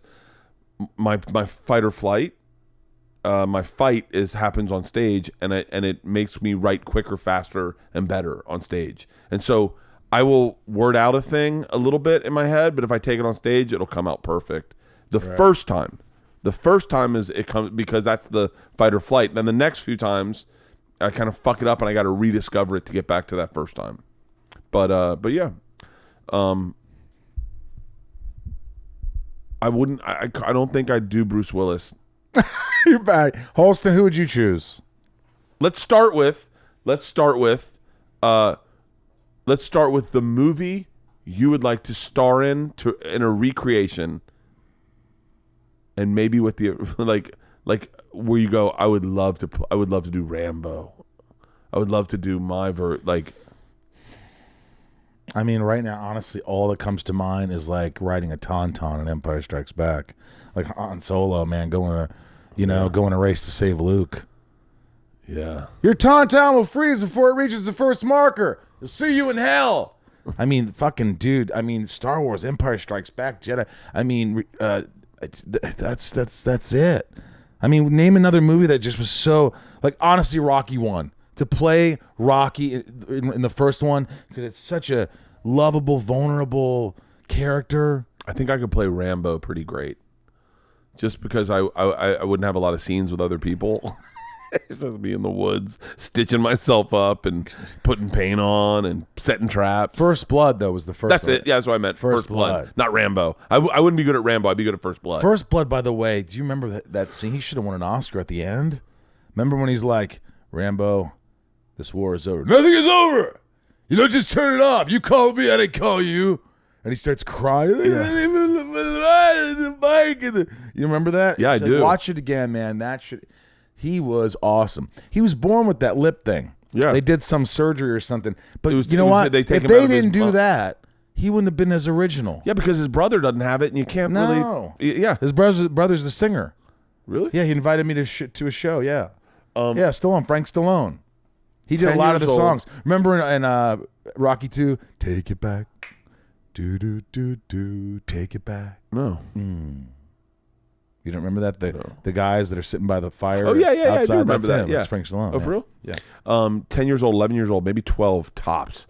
At Chris Suarez's house, and it's like a Wednesday night, and VHSs were big, and it's like probably 6 o'clock. And they're like, hey, do you want to, let's put in First Blood. And I go, what's that? I never watched movies like that, ever. Like anything serious. I'd never watched a serious movie. I'd never watched a horror movie, anything. And him and his brothers put in First Blood. And I watched First Blood. And I was, like, lost in a movie. I was lost in a movie. Like, it got over, and I was like, and they just dispersed. And I had to walk home. And I walked home with my head in the sky like, what the fuck did I just see? That was amazing. It blew my fucking mind. Isn't that amazing? It was what a movie great. can do. I don't feel that way as much as it's like I might sound like just an asshole, but do you remember when like Star Wars would come out and then you had to wait another 8 months for something as big or a year before another big movie would come out? But now to me, I'm not knocking it, but like the superhero movies, they're every month. Every month a superhero. So there's no kind of like waiting, and then boom, and then it's just this impact. It's like, oh, what's this month? Captain Marvel. What comes out next week? There's this. What comes out the week after? It's this. So it's not as exciting. Yeah. To me. I agree. Maybe horror movies especially, they don't do that. How many horror movies come out? And how many are scary anymore? I haven't seen What's scary? Did you see Us? No. Ugh. I heard it was horrible. It's called a horror movie. It is not a horror movie. It just pissed me the hell off. And these movies, have you ever noticed now they're over 2 hours long? You can't go to an hour and 40-minute movie anymore, an hour and a half. I go in at least Pet Sematary. It wasn't good, but at least it was an hour and a half. The new one? And I thank them for that. It's not that great? Not that great. It's not great. It's not that great. It's not that great.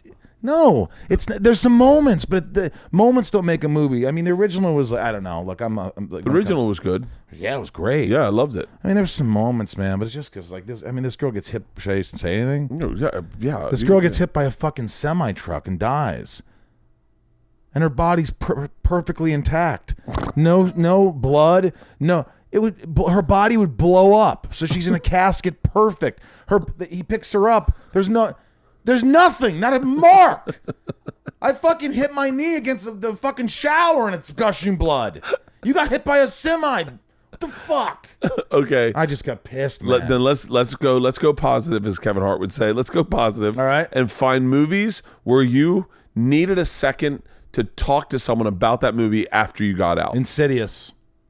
For real? Fucking scared me. I thought the first 2 acts were so good and so scary. It Follows, so original, so scary. I fucking was so excited. I wanted to go see it again. Insidious. What else? There's a movie called The Rider, R-I-D-E-R. Nobody saw. Probably should have won an Oscar. It's like about this guy who rides horses and he falls off. And What's the name of it? The Rider, R-I-D-E-R. Nobody's seen it. But let me tell you, you'll cry your fucking penis tears out. Hang on. It's incredible. It's incredible. I'm writing these down because I'm looking for something like this. Horror movies, It Follows is great. Insidious is great. The first Conjuring was good. Train to Busan, great zombie movie. The Witch was a really cool movie, really well shot. Can I tell you a movie that Shazam was fun, and I don't like a lot of those movies, and that was you know what pretty movie good. I fucking watched? What? And I said, and You loved it? I loved it. Let's see was it. Run Lola Run. I didn't see it. Oh, I did see it. I think I saw it years ago. Oh, Yeah, it was cool. It's a cool fucking movie. She ran a lot. Yeah, she ran. What? Yeah, there it was wasn't- such a great fucking movie. It wasn't false advertising, like horror movie. That was like Run, Lola, Run, Ran. Yeah, You know what I mean? Ran, Lola, That Run. was cool. Go ahead, give me another one. I got to be honest with you. Could we be ready for- recent? No, I'm going to give you one where you go, really? Okay. Okay. And now, by the way, I have a big thing with time travel. Okay. The butterfly effect. You know, I loved it. I And my loved it. brother loved it. He goes, I loved dude, it. he goes, Ashton Kutcher's great in this movie. And I Yeah. go, all right, I'll check it out. And he was great. He was Dude, good. I loved it. Butterfly Effect was really good. I didn't see part I two. had the first movie where I had to decompress, and then me and this black dude with dreadlocks stood on the corner of just above. It's the movie theater just above Union Circle on the east side. I forget the name of the movie. It's like on 21st Street. Yep. I Yeah. sat outside there with the black guy and The little talked. shitty AMC or whatever. Yeah, I was on a date with this chick from Chicago. We went and saw the fucking Butterfly Effect. No, we saw Regarding Bruce Henry? Willis, the M. Night Shyamalan movie. Sixth Sense. We saw The Sixth Sense, Genius. and me and this black guy stood outside. He was sitting next to me, Sixth right? Sense. He was sitting next to me, and when the blood shows up, right at the end, Yeah. the black guy goes, and like that, and I go, and I look at him, and he looks at me, and he goes, he was dead the whole time, and I went, oh, we got it. I'm getting chill bumps. We got it at the exact same moment. Me and this black guy, we are the exact same intelligence level. We are identical human beings. In the window of what Hollywood makes movies, me and this man should have exchanged On numbers and par, said yeah. we should watch movies together all the time. Because And you we, did? No, but we stood outside Racist. and we broke through the whole fucking movie of like, hold on, so wait, like, and both of us were on dates, and our girls sat just like watching us And talk. you couldn't stop talking about it. We could not stop Dude, talking you know about what was it. like that for me? What? The scene was when they show the videotape. Remember the woman who was poisoning her daughter in The Sixth Sense? Yes. And she kept the poison in the closet, and the videotape was going, and she was the one who killed her daughter. When I found out, look, chills, look at my arms. I go, oh my God, and they showed it at the funeral. They put the tape in, and everybody kind of looked at her. I was like, oh my God, she killed her daughter. And then how about Oh in my God, I'm getting chill Signs? bumps. Signs. Everybody hated that movie. I love that Fuck, movie. I love that fucking movie. James Gunn, fuck you. We have arguments about this. He's Really? like, Signs was not a good movie. I'm like, yes, it was. The water. There are these genius speeches. I didn't Swing away. swing away, Meryl. Oh, dude, that's the fucking. Dude, how about when all of a sudden the newscaster's like, hang on, we got footage of this. I'm getting chill bumps And all right of a sudden now. you see the thing walk by, or it's on the roof. Dude, look at my arms. Dude, I freak out. These are good movies. Yeah. M. Shyamalan Night did Unbreakable. I didn't like. I thought it ended prematurely. I just didn't love it. I don't see. I don't It was remember okay, Unbreakable. but Sixth Sense, Signs. I even liked The Village, but then like The but then Village. he made Lady in the Water, and he made like The Happening, which was the Crappening, and then he made this other the Air Farter, Airbender, and then he made like 4 shitholes. Yeah. But you know what? I'll let Again, him- I'm a hypocrite because you know what? He made The Sixth Sense. So anything after he did, the one thing you love. Dude. He gave you so much pleasure. I Keep making movies, man. Shitty or not, The Usual Suspects. I had the greatest realization to that movie that you could ever have. It's me, my buddy Blair, my buddy Hutch, and he starts walking down the street and starts standing upright, and they start going back and showing the things in the office, the upside down of the cup, and I look at my buddy Blair, and Blair goes, "Oh my God." And we both got it, and our buddy Hutch goes, "Wait, what the fuck's going on?" Obviously, we're on the same intelligent level. So, movie's over. We're sitting in our couch. Movie's over. And Blair and I are breaking down how brilliant this was, and Hutch goes, "Hold on. I'm going to have to watch this again. Who's Kaiser Soze?"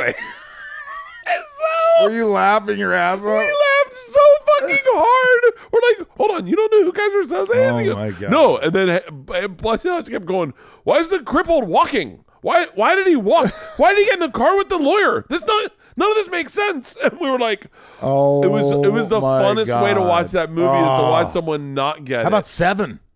Which one's Why Seven? don't you and I have our own? What's Seven? Why don't we have our own movie podcast? How about we have a movie podcast called? How about we have a movie podcast called "I Have Notes," where we take movies that should have been great and we give our Hollywood notes of what would have been better. Or how about the real notes? Those studios will hate us and people hate us. It becomes a big success.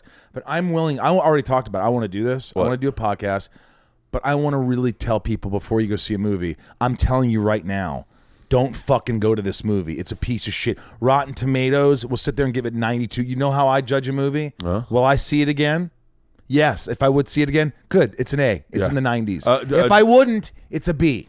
That's why I would say Draft Day, great fucking movie. I've watched it 10 times. Anytime Draft Day So comes you give on, that an A? I watch it again. Great. Yeah. I would give Sixth Sense an A. 100% I give it an A. I would give Forrest Gump an A+. An A+. One of the almost very rare A+. But these movies nowadays where it's just like, I'm telling you, man, you want to... But I think people are easily pleased, maybe. Because people go to these movies. Like, I was with a girl that was there. She was with one of my friends. And she's like, I don't know. I kind of liked it. I'm like... in my head, I was like, you're stupid. How can you... How can Not you because live, she was a girl. How can you live life like that? Part of me goes, how can you live life where you go, I Maybe I'm kind of too liked it. I either love it or I hate it. I can't just go, I don't know. I walk out of theaters and I go, maybe I just don't know. I don't get it anymore. Maybe I'm too jaded. Maybe I just like, but I really want to, I go to movies and I go, I want to be entertained. I was excited about Us. The poster had a guy or a woman with these scissors. And I was like, oh my God, this is a horror movie. Yeah. Somebody's going to get their neck fucking slit. Yeah. Someone's going to fucking die in their sleep, man. It's going to be dark as shit. I was ready to fucking be scared, and I was in, man. I love Get Out. I'm ready. And it, for me, shit the bed, dog. really? I was, I will never tell you. You didn't see it. No. Oh, my God. I was, diarrhea. we were on tour at the time, and Diarrhea. whoever was, I think it was Jesus was with us, or someone was with us, they'd seen it, and we're like, hey, oh no, Cobra, my assistant was like, I saw This Is Us. And we go, is it good? And he goes, eh. Not This Is Us. That's a TV show on NBC. Oh, then I watched the wrong one. No wonder it wasn't scary. Why was it only a half an hour long? Everybody was crying. This isn't a horror movie. Is that Greek guy that was in Rocky's son? It was. Yeah, it Milo was. Ventimiglia. I'm trying to think of other movies that blew my fucking mind, where I was like, shut the Halston, fuck. what blew your mind? What movie blew your mind? And Halston, what movie star's career would you like? First of all, I'd do Bradley Cooper, I think. You I know like Wet what? Hot American You're Summer. so fucking He's young. done some good I know, movies. I'm So young. fucking I'm young. Sniper. Yeah, but you also got to do I just watched one this morning where he was a serial killer, something. I don't know. Was it good? It wasn't. It was early Bradley Cooper when they great. told him how to cut his hair. He was a good dude. I remember when he was like on Alias, and I He think was on they- Alias? I think it was Alias. Look it up. I think it's Alias because I was in Vancouver. I think he was doing that show, and we used to go. I'd be in a bar and we just hang out and have drinks. And he was kind of like in a bad place, and I think he got fired from that show or let go. Really? And then I was like, when I saw his success start, and I did a movie with him called Hit and Run, and he's just a great dude, man. I He's think just that a was the good movie I was on today. freaking Hold on. dude. Hit and Run? Was that Hit and about Run. serial Dax, killer? buddy Dax Shepard Oh, no. directed it. He was in Alias. Alias, yeah. What's They just wrote him out or some shit. I like Bradley Cooper. He's gorgeous, isn't he? He is. I saw him in person the other night. So gorgeous, He man. is absolutely His gorgeous. skin. You know what's funny is I look at him and I go, what do you call them, the girls who fix your face? Dermatologist? No. Anesthetician? Yeah, anesthetician. I can't believe I picked that word. But you know what? I want that skin. How do I get it? You have really good skin like that. You have really good, like, rosy cheeks, like your skin's really soft and supple. I have great skin. Yeah, I don't have the best skin. I think I might. Great skin. Well, no, I SPF. I didn't really like SPF as a kid because we weren't allowed to. Yeah, you get a summer burn and then be good. Yeah, Holston, you SPF. You have good skin. No. You don't? Nope. How old are you? 27. You better start So SPF. wait, what's your all shit movie? Eternal Sunshine of the Spotless Mind. That's good. It's a little pretentious though. What do you mean? No, I loved it, but it's like one of those movies where that's your favorite movie. Look, that's a great movie. I cried. You could watch that twice, Holston. No, I watched it over and over. Really? I love it. Holston. I love the end and the beach scene when it just keeps It's replaying. beautiful. It is a great movie, but not good. more than twice.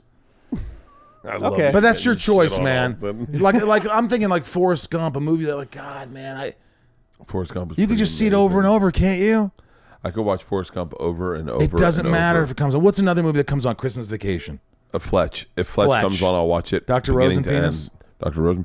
Rosen? Thank you, Doctor. Yeah, dude, I watched Fletch too. Where are the Nazis from Natchez? Yep. God Was that damn with the it. teeth? Can't even have a good cross burning these days. I can't watch movies. I have a hard time with movies where they are. What time is it? What time you got to get out of here? I have a hard time with 5 movies minutes. where there is anticipation, like where they build tension in the. I know that that's like a big thing that would It make takes a a movie long great. time. No, like Slow burn.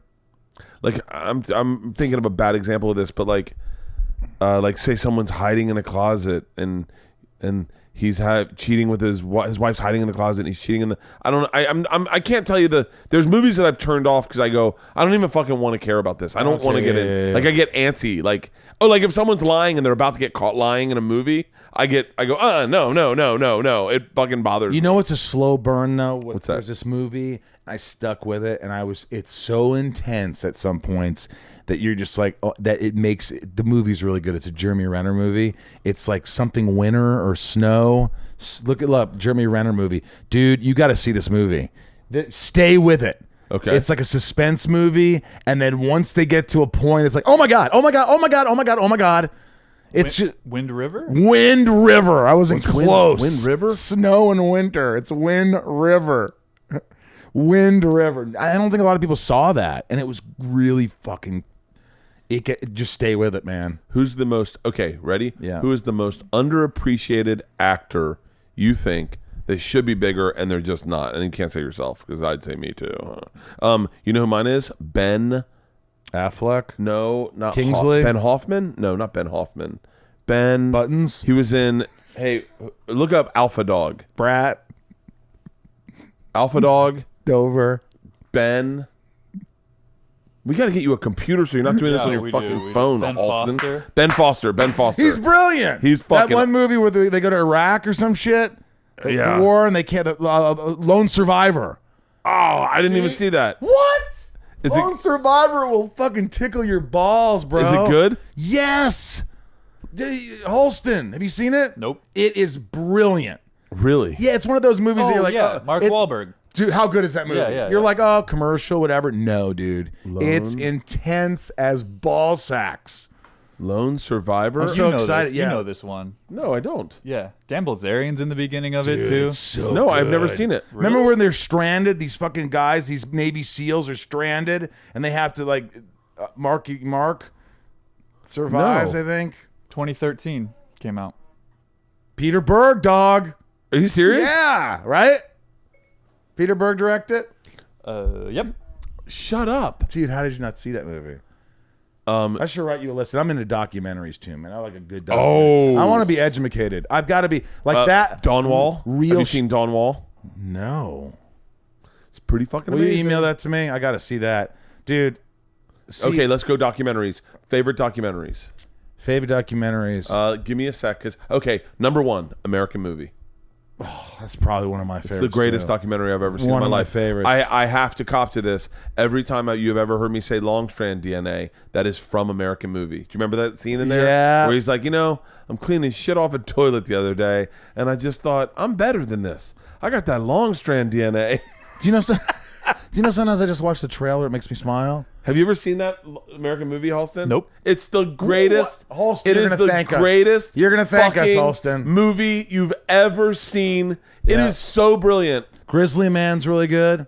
Remember, he has Grizzly Man and Bill Burr and I were laughing so hard. And he's like, remember, I just love the documentarian. The documentarian, what's his name? He goes, when we were following Anthony Treadwell, we decided to go deep into the woods to see what he was up to, and we found that he was living with the bears. And this guy lives with the bears, and it's such a creepy, fun, like, what else? Deep Water. Deep Water is about this. Deep Water? 1969. It's like a boat race around the world, and starts in England. And these guys go solo. It's the one like by themselves. And one guy was more of a weekend sailor, and they lose him, and it's like all Morse code. So all of a sudden they lose a signal for him for weeks, and his family thinks he's dead. And then they realize he's in the front. He's in the lead. He's gonna win this race. But they all leave at different times. It's all about the timing, and everything just flips. Everything goes south quickly, and it's fucked. There's like little stories about each person, each sailor.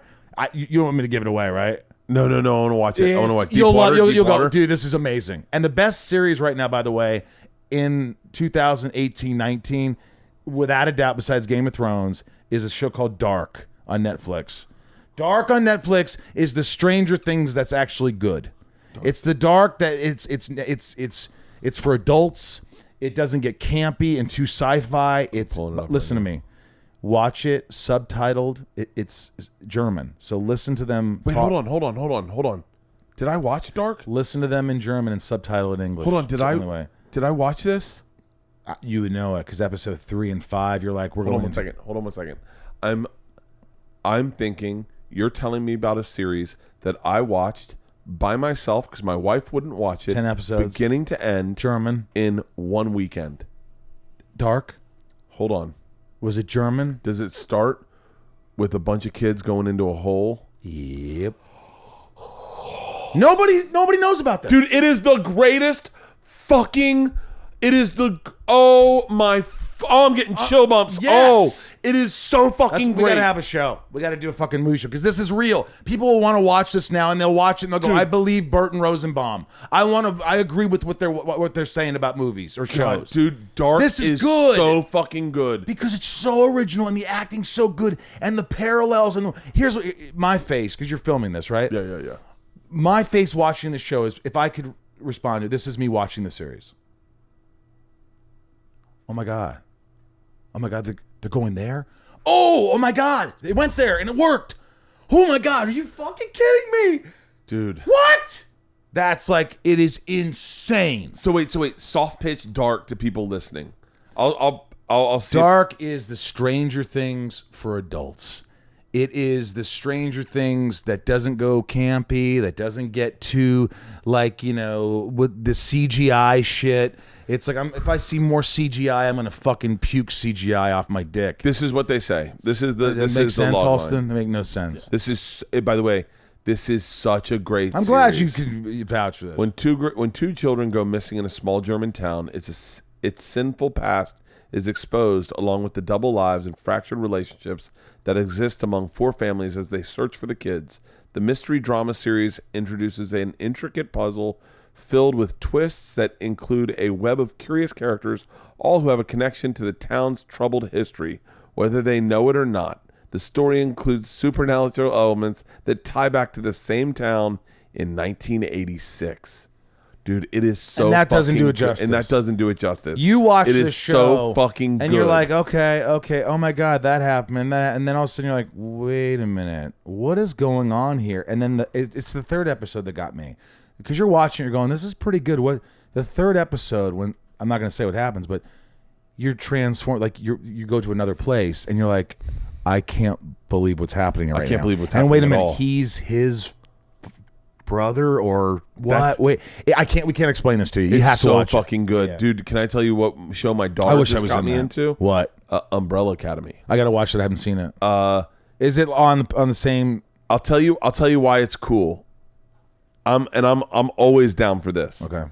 It's part-time, definitely part-time travel. Definitely superheroes. So it's superheroes. It's these, and it's a little supernatural, but their fight scenes are all done with great music.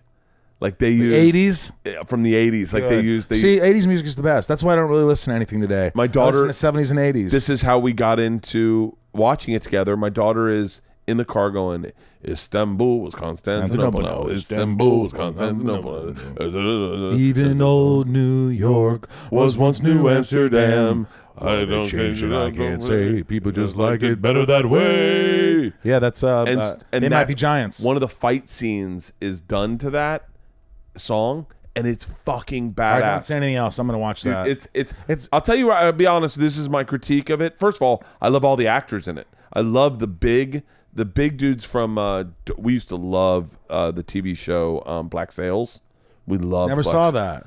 Would I like that? You've got to be really into pirates. Here's the thing: is my intelligence level is that when I hear someone doing a prequel to something or a remember when they did Abraham Lincoln Zombie Hunter or whatever, like stuff like that. I go too much. I can get bought into high concept. So basically, Black Sails is the prequel to Treasure Island. Okay, I don't know if that's for me. Yeah, I'm not really into pirates. It was.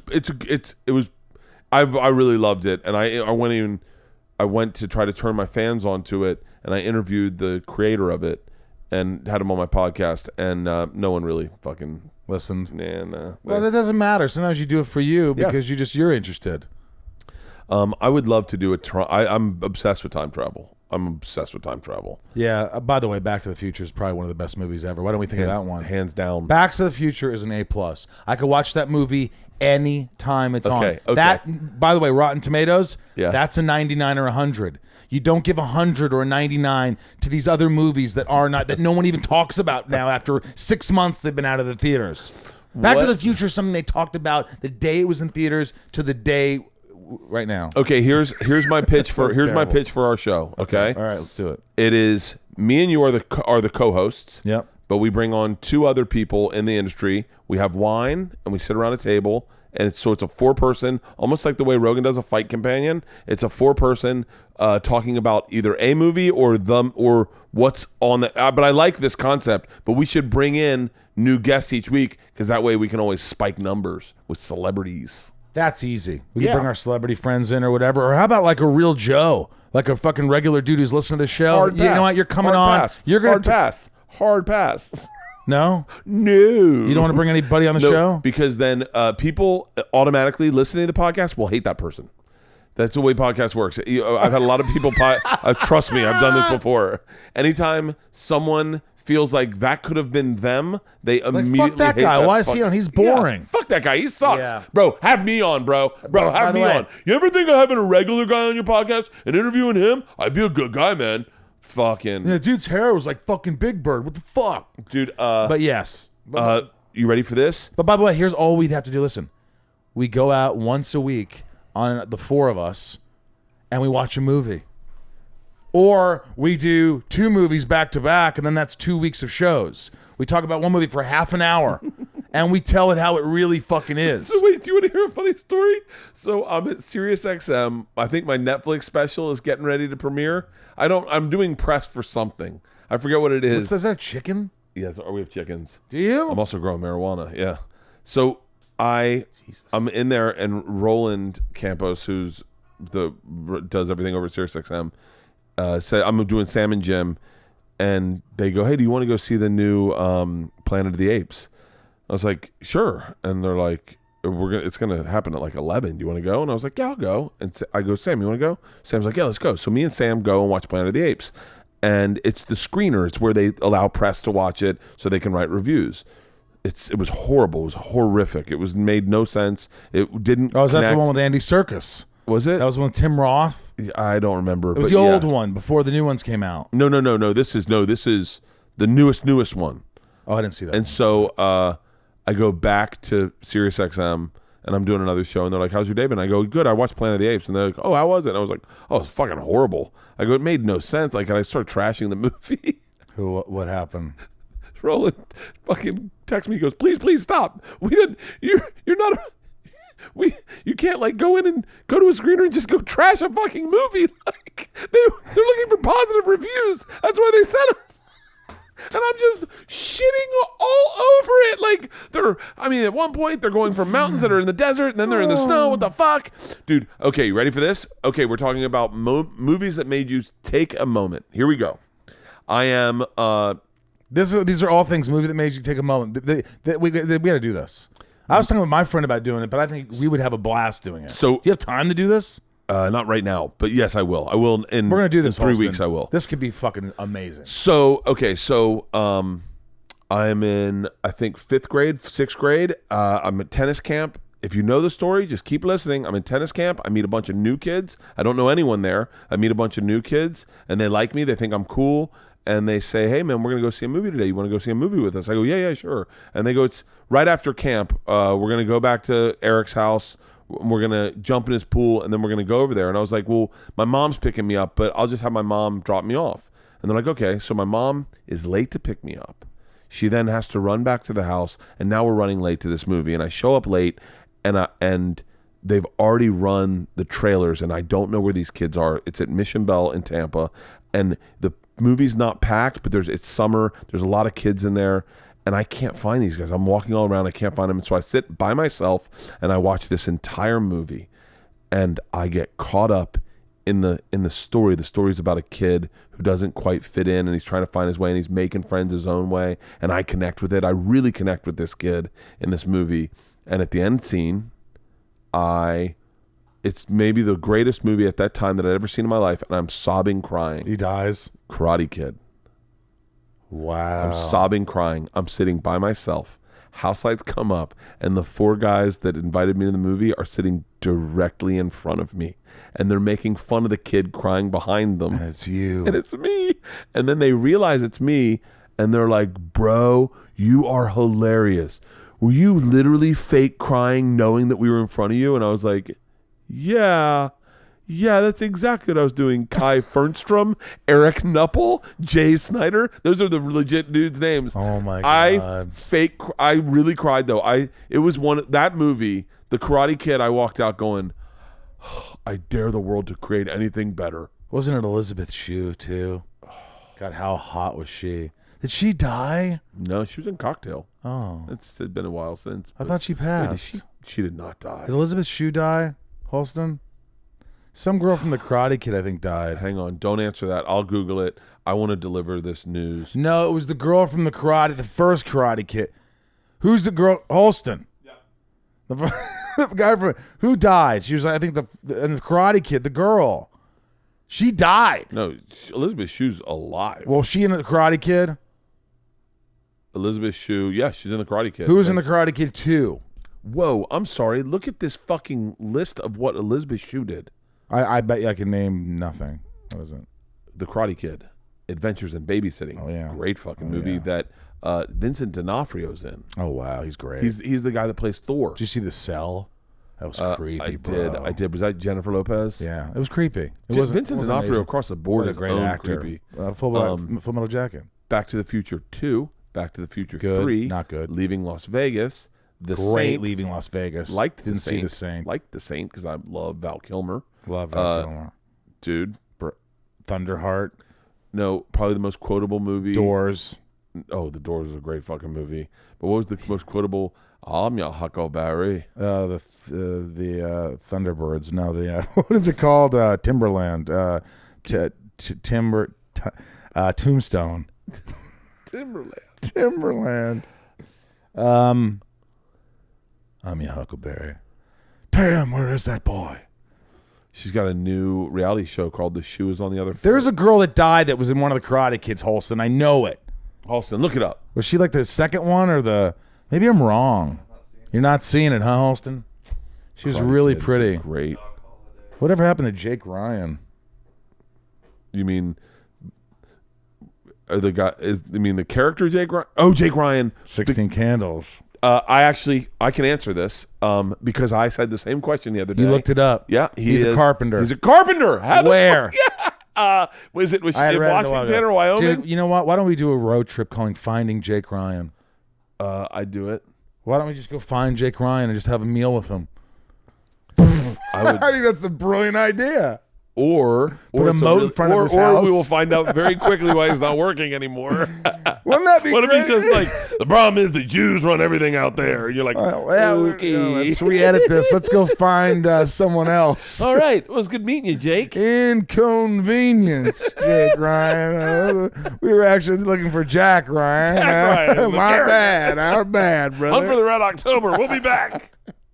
I like this idea. I can talk about this Let's all go fucking find day. people that are just like missing for all we know. Finding Jake Ryan. Who else would it be? Finding I tell you what I'd like to do. I'd like to collect all the beautiful women that starred opposite all the males. 007. All the girls that were in fucking Adam Sandler's movies that were, every time I watched an Adam Sandler movie, I was like, I would marry her. Oh, the And then all of a teacher sudden- from Billy Madison. And then they just disappear. And you're the like, teacher from Billy Madison. what happened That to her? Veronica Vaughn is one fine piece of ace.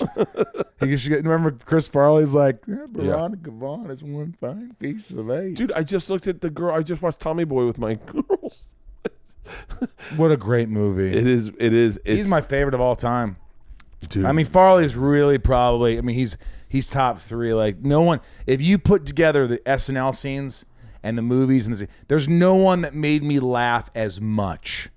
Like, Sandler had funny scenes. Every actor had funny scenes. Kevin Nealon's funny. But when you watch Farley, in every fucking scene he's in, eyes on him. 100%. All eyes on him. Okay, so now we've said movies that have made you take a pause real quick, and then we'll wrap this up. I got to get you out of here. I have a fucking meeting in 15 Pilates. minutes.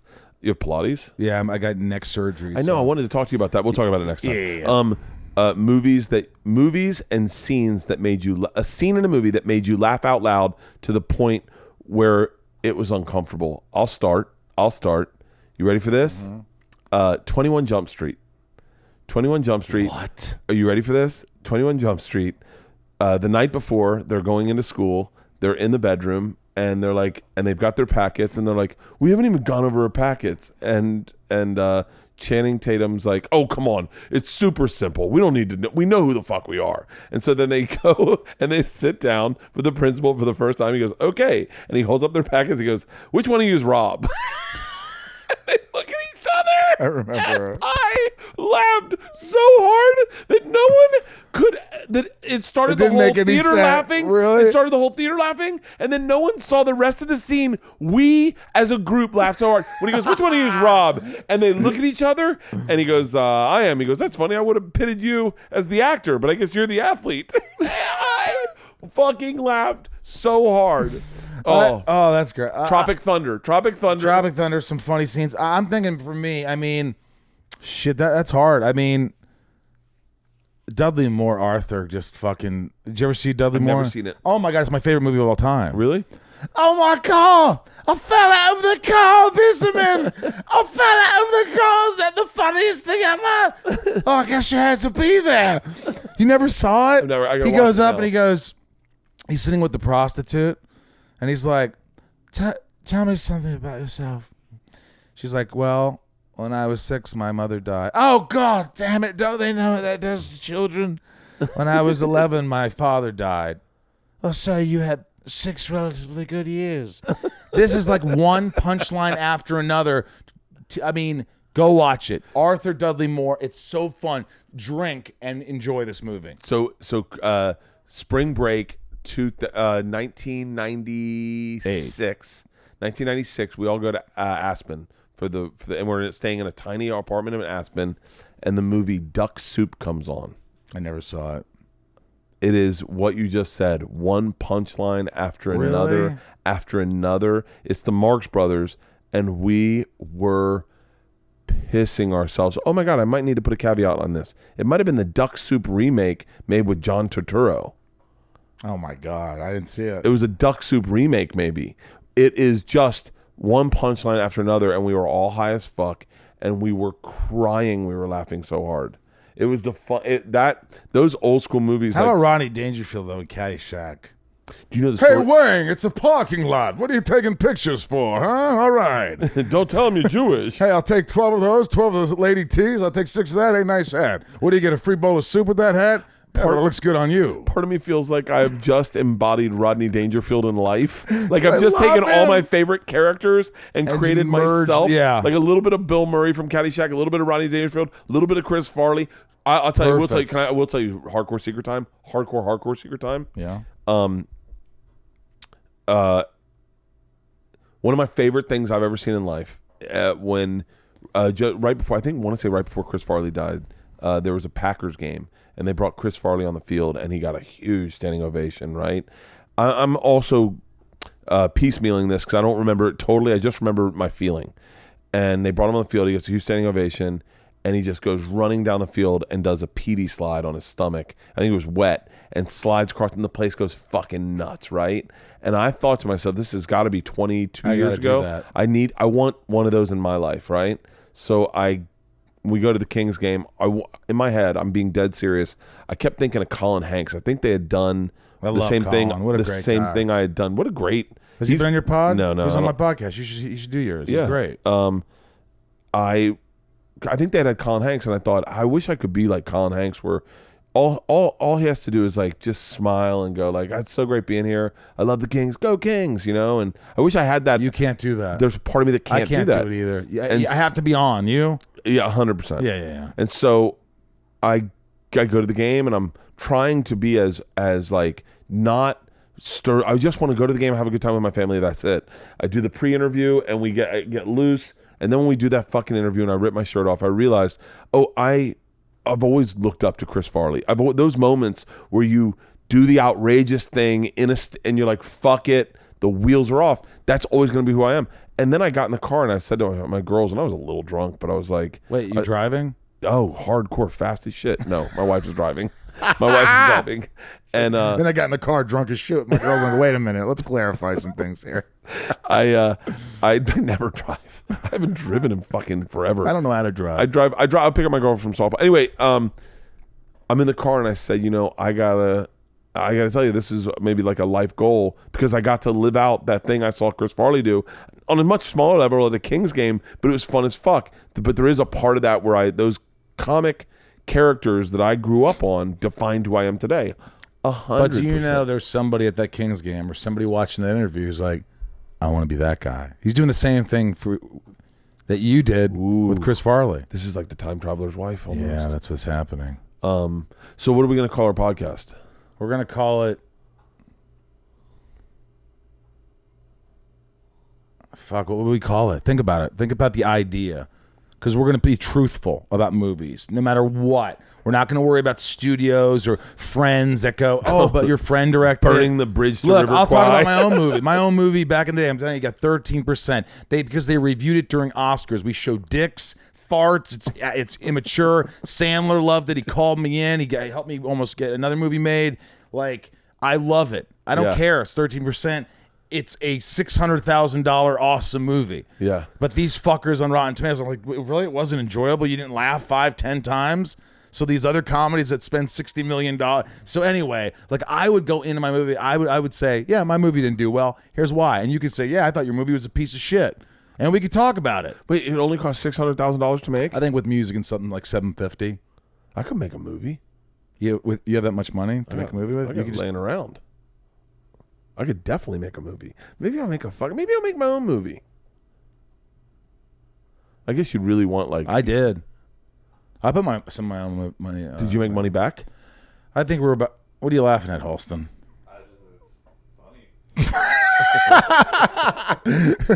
funny. No, but I think we're getting to the even point, breaking even point. If I could just break even, I'd make a movie. If I could just break even. Yeah. If I could get... Well, I had other people put some money in. I put a little money in, so... I could get some people to put some money in. I could probably get... A lot of people. And then all your friends to do it? And then I wonder if I could just get like a limited release in theaters. Easy. Because if I could sell theaters doing stand-ups, if I could sell just moderately, I guess this is the Here's light. what you do. You do 50 cities where you go to each opening premiere for that city or something, and or 25. And you open them, and then you get a packed crowd in each of those, or maybe you do a couple nights in each city. Let's talk about the movie first. Okay. Let's get the movie made. There's a process here. Yeah, there's a lot I'm leaving on the table. All right. We're going to talk more about this. I'm going to get you out of here. My meeting starts in 7 minutes. Yes. Dude, I could talk to you forever. You're one of the Dude. easiest guys to talk to in the world. Well, thanks. I'm so happy you're doing a podcast. Yeah, dude, you got to come back on You're it. one of the few, and I say this inherently, you're one of the few that gives a fuck about it. Like, you see people getting into podcasting, and you can see it in their eyes. Like, yeah, I heard Dak's making a dickload of money, so why not? And you're like, oh, that's not why you get into podcast. Yeah, you got to say like, oh, this is something like my podcast gives me an opportunity to sit with someone like you and have an amazing fucking conversation. Talk about real shit that everybody else is thinking about, or like can say, fucking, I don't agree with you, or I agree with you, but it's real. Yeah. That's how it is. Yeah, that's why I did a podcast, like I told you, because it's, for me, it gives me purpose. It's like, I feel like fans, not email me, they don't have my emails. Some of them do, but on, they tweet me or they Instagram and they're like, dude, oh my God, that story that Zach Levi told about his mom and he was crying, it really touched my I heart. gotta check I'm out like, that podcast now. yeah, and the Jennifer Love Hewitt, where she said she didn't love herself, and like Kristen Bell talks about her depression and anxiety, and like Dax talks about when we used to do cocaine together, and he just like crazy shit, and he had to go to rehab, and like this fight he gets in with this Hispanic guy that tried to mug him, and Dax is like, you messed with the wrong white guy, dude. Today you messed with the wrong white guy, and he beat the shit out of this guy. And then, like, the cops come, like, I find, for some reason, I don't know if it's blissfully ignorant is what it should have been called, but I ask questions because I really don't feel like I'm being evasive. I'm like, oh my God, your mom died. That had to be tough, man. Yeah. But I really genuinely care. Yeah. But most people, I think, I just look, I love to, it's funny because a lot of people like Matthew Lillard or Kevin Nealon are like, do you really want to talk about this stuff?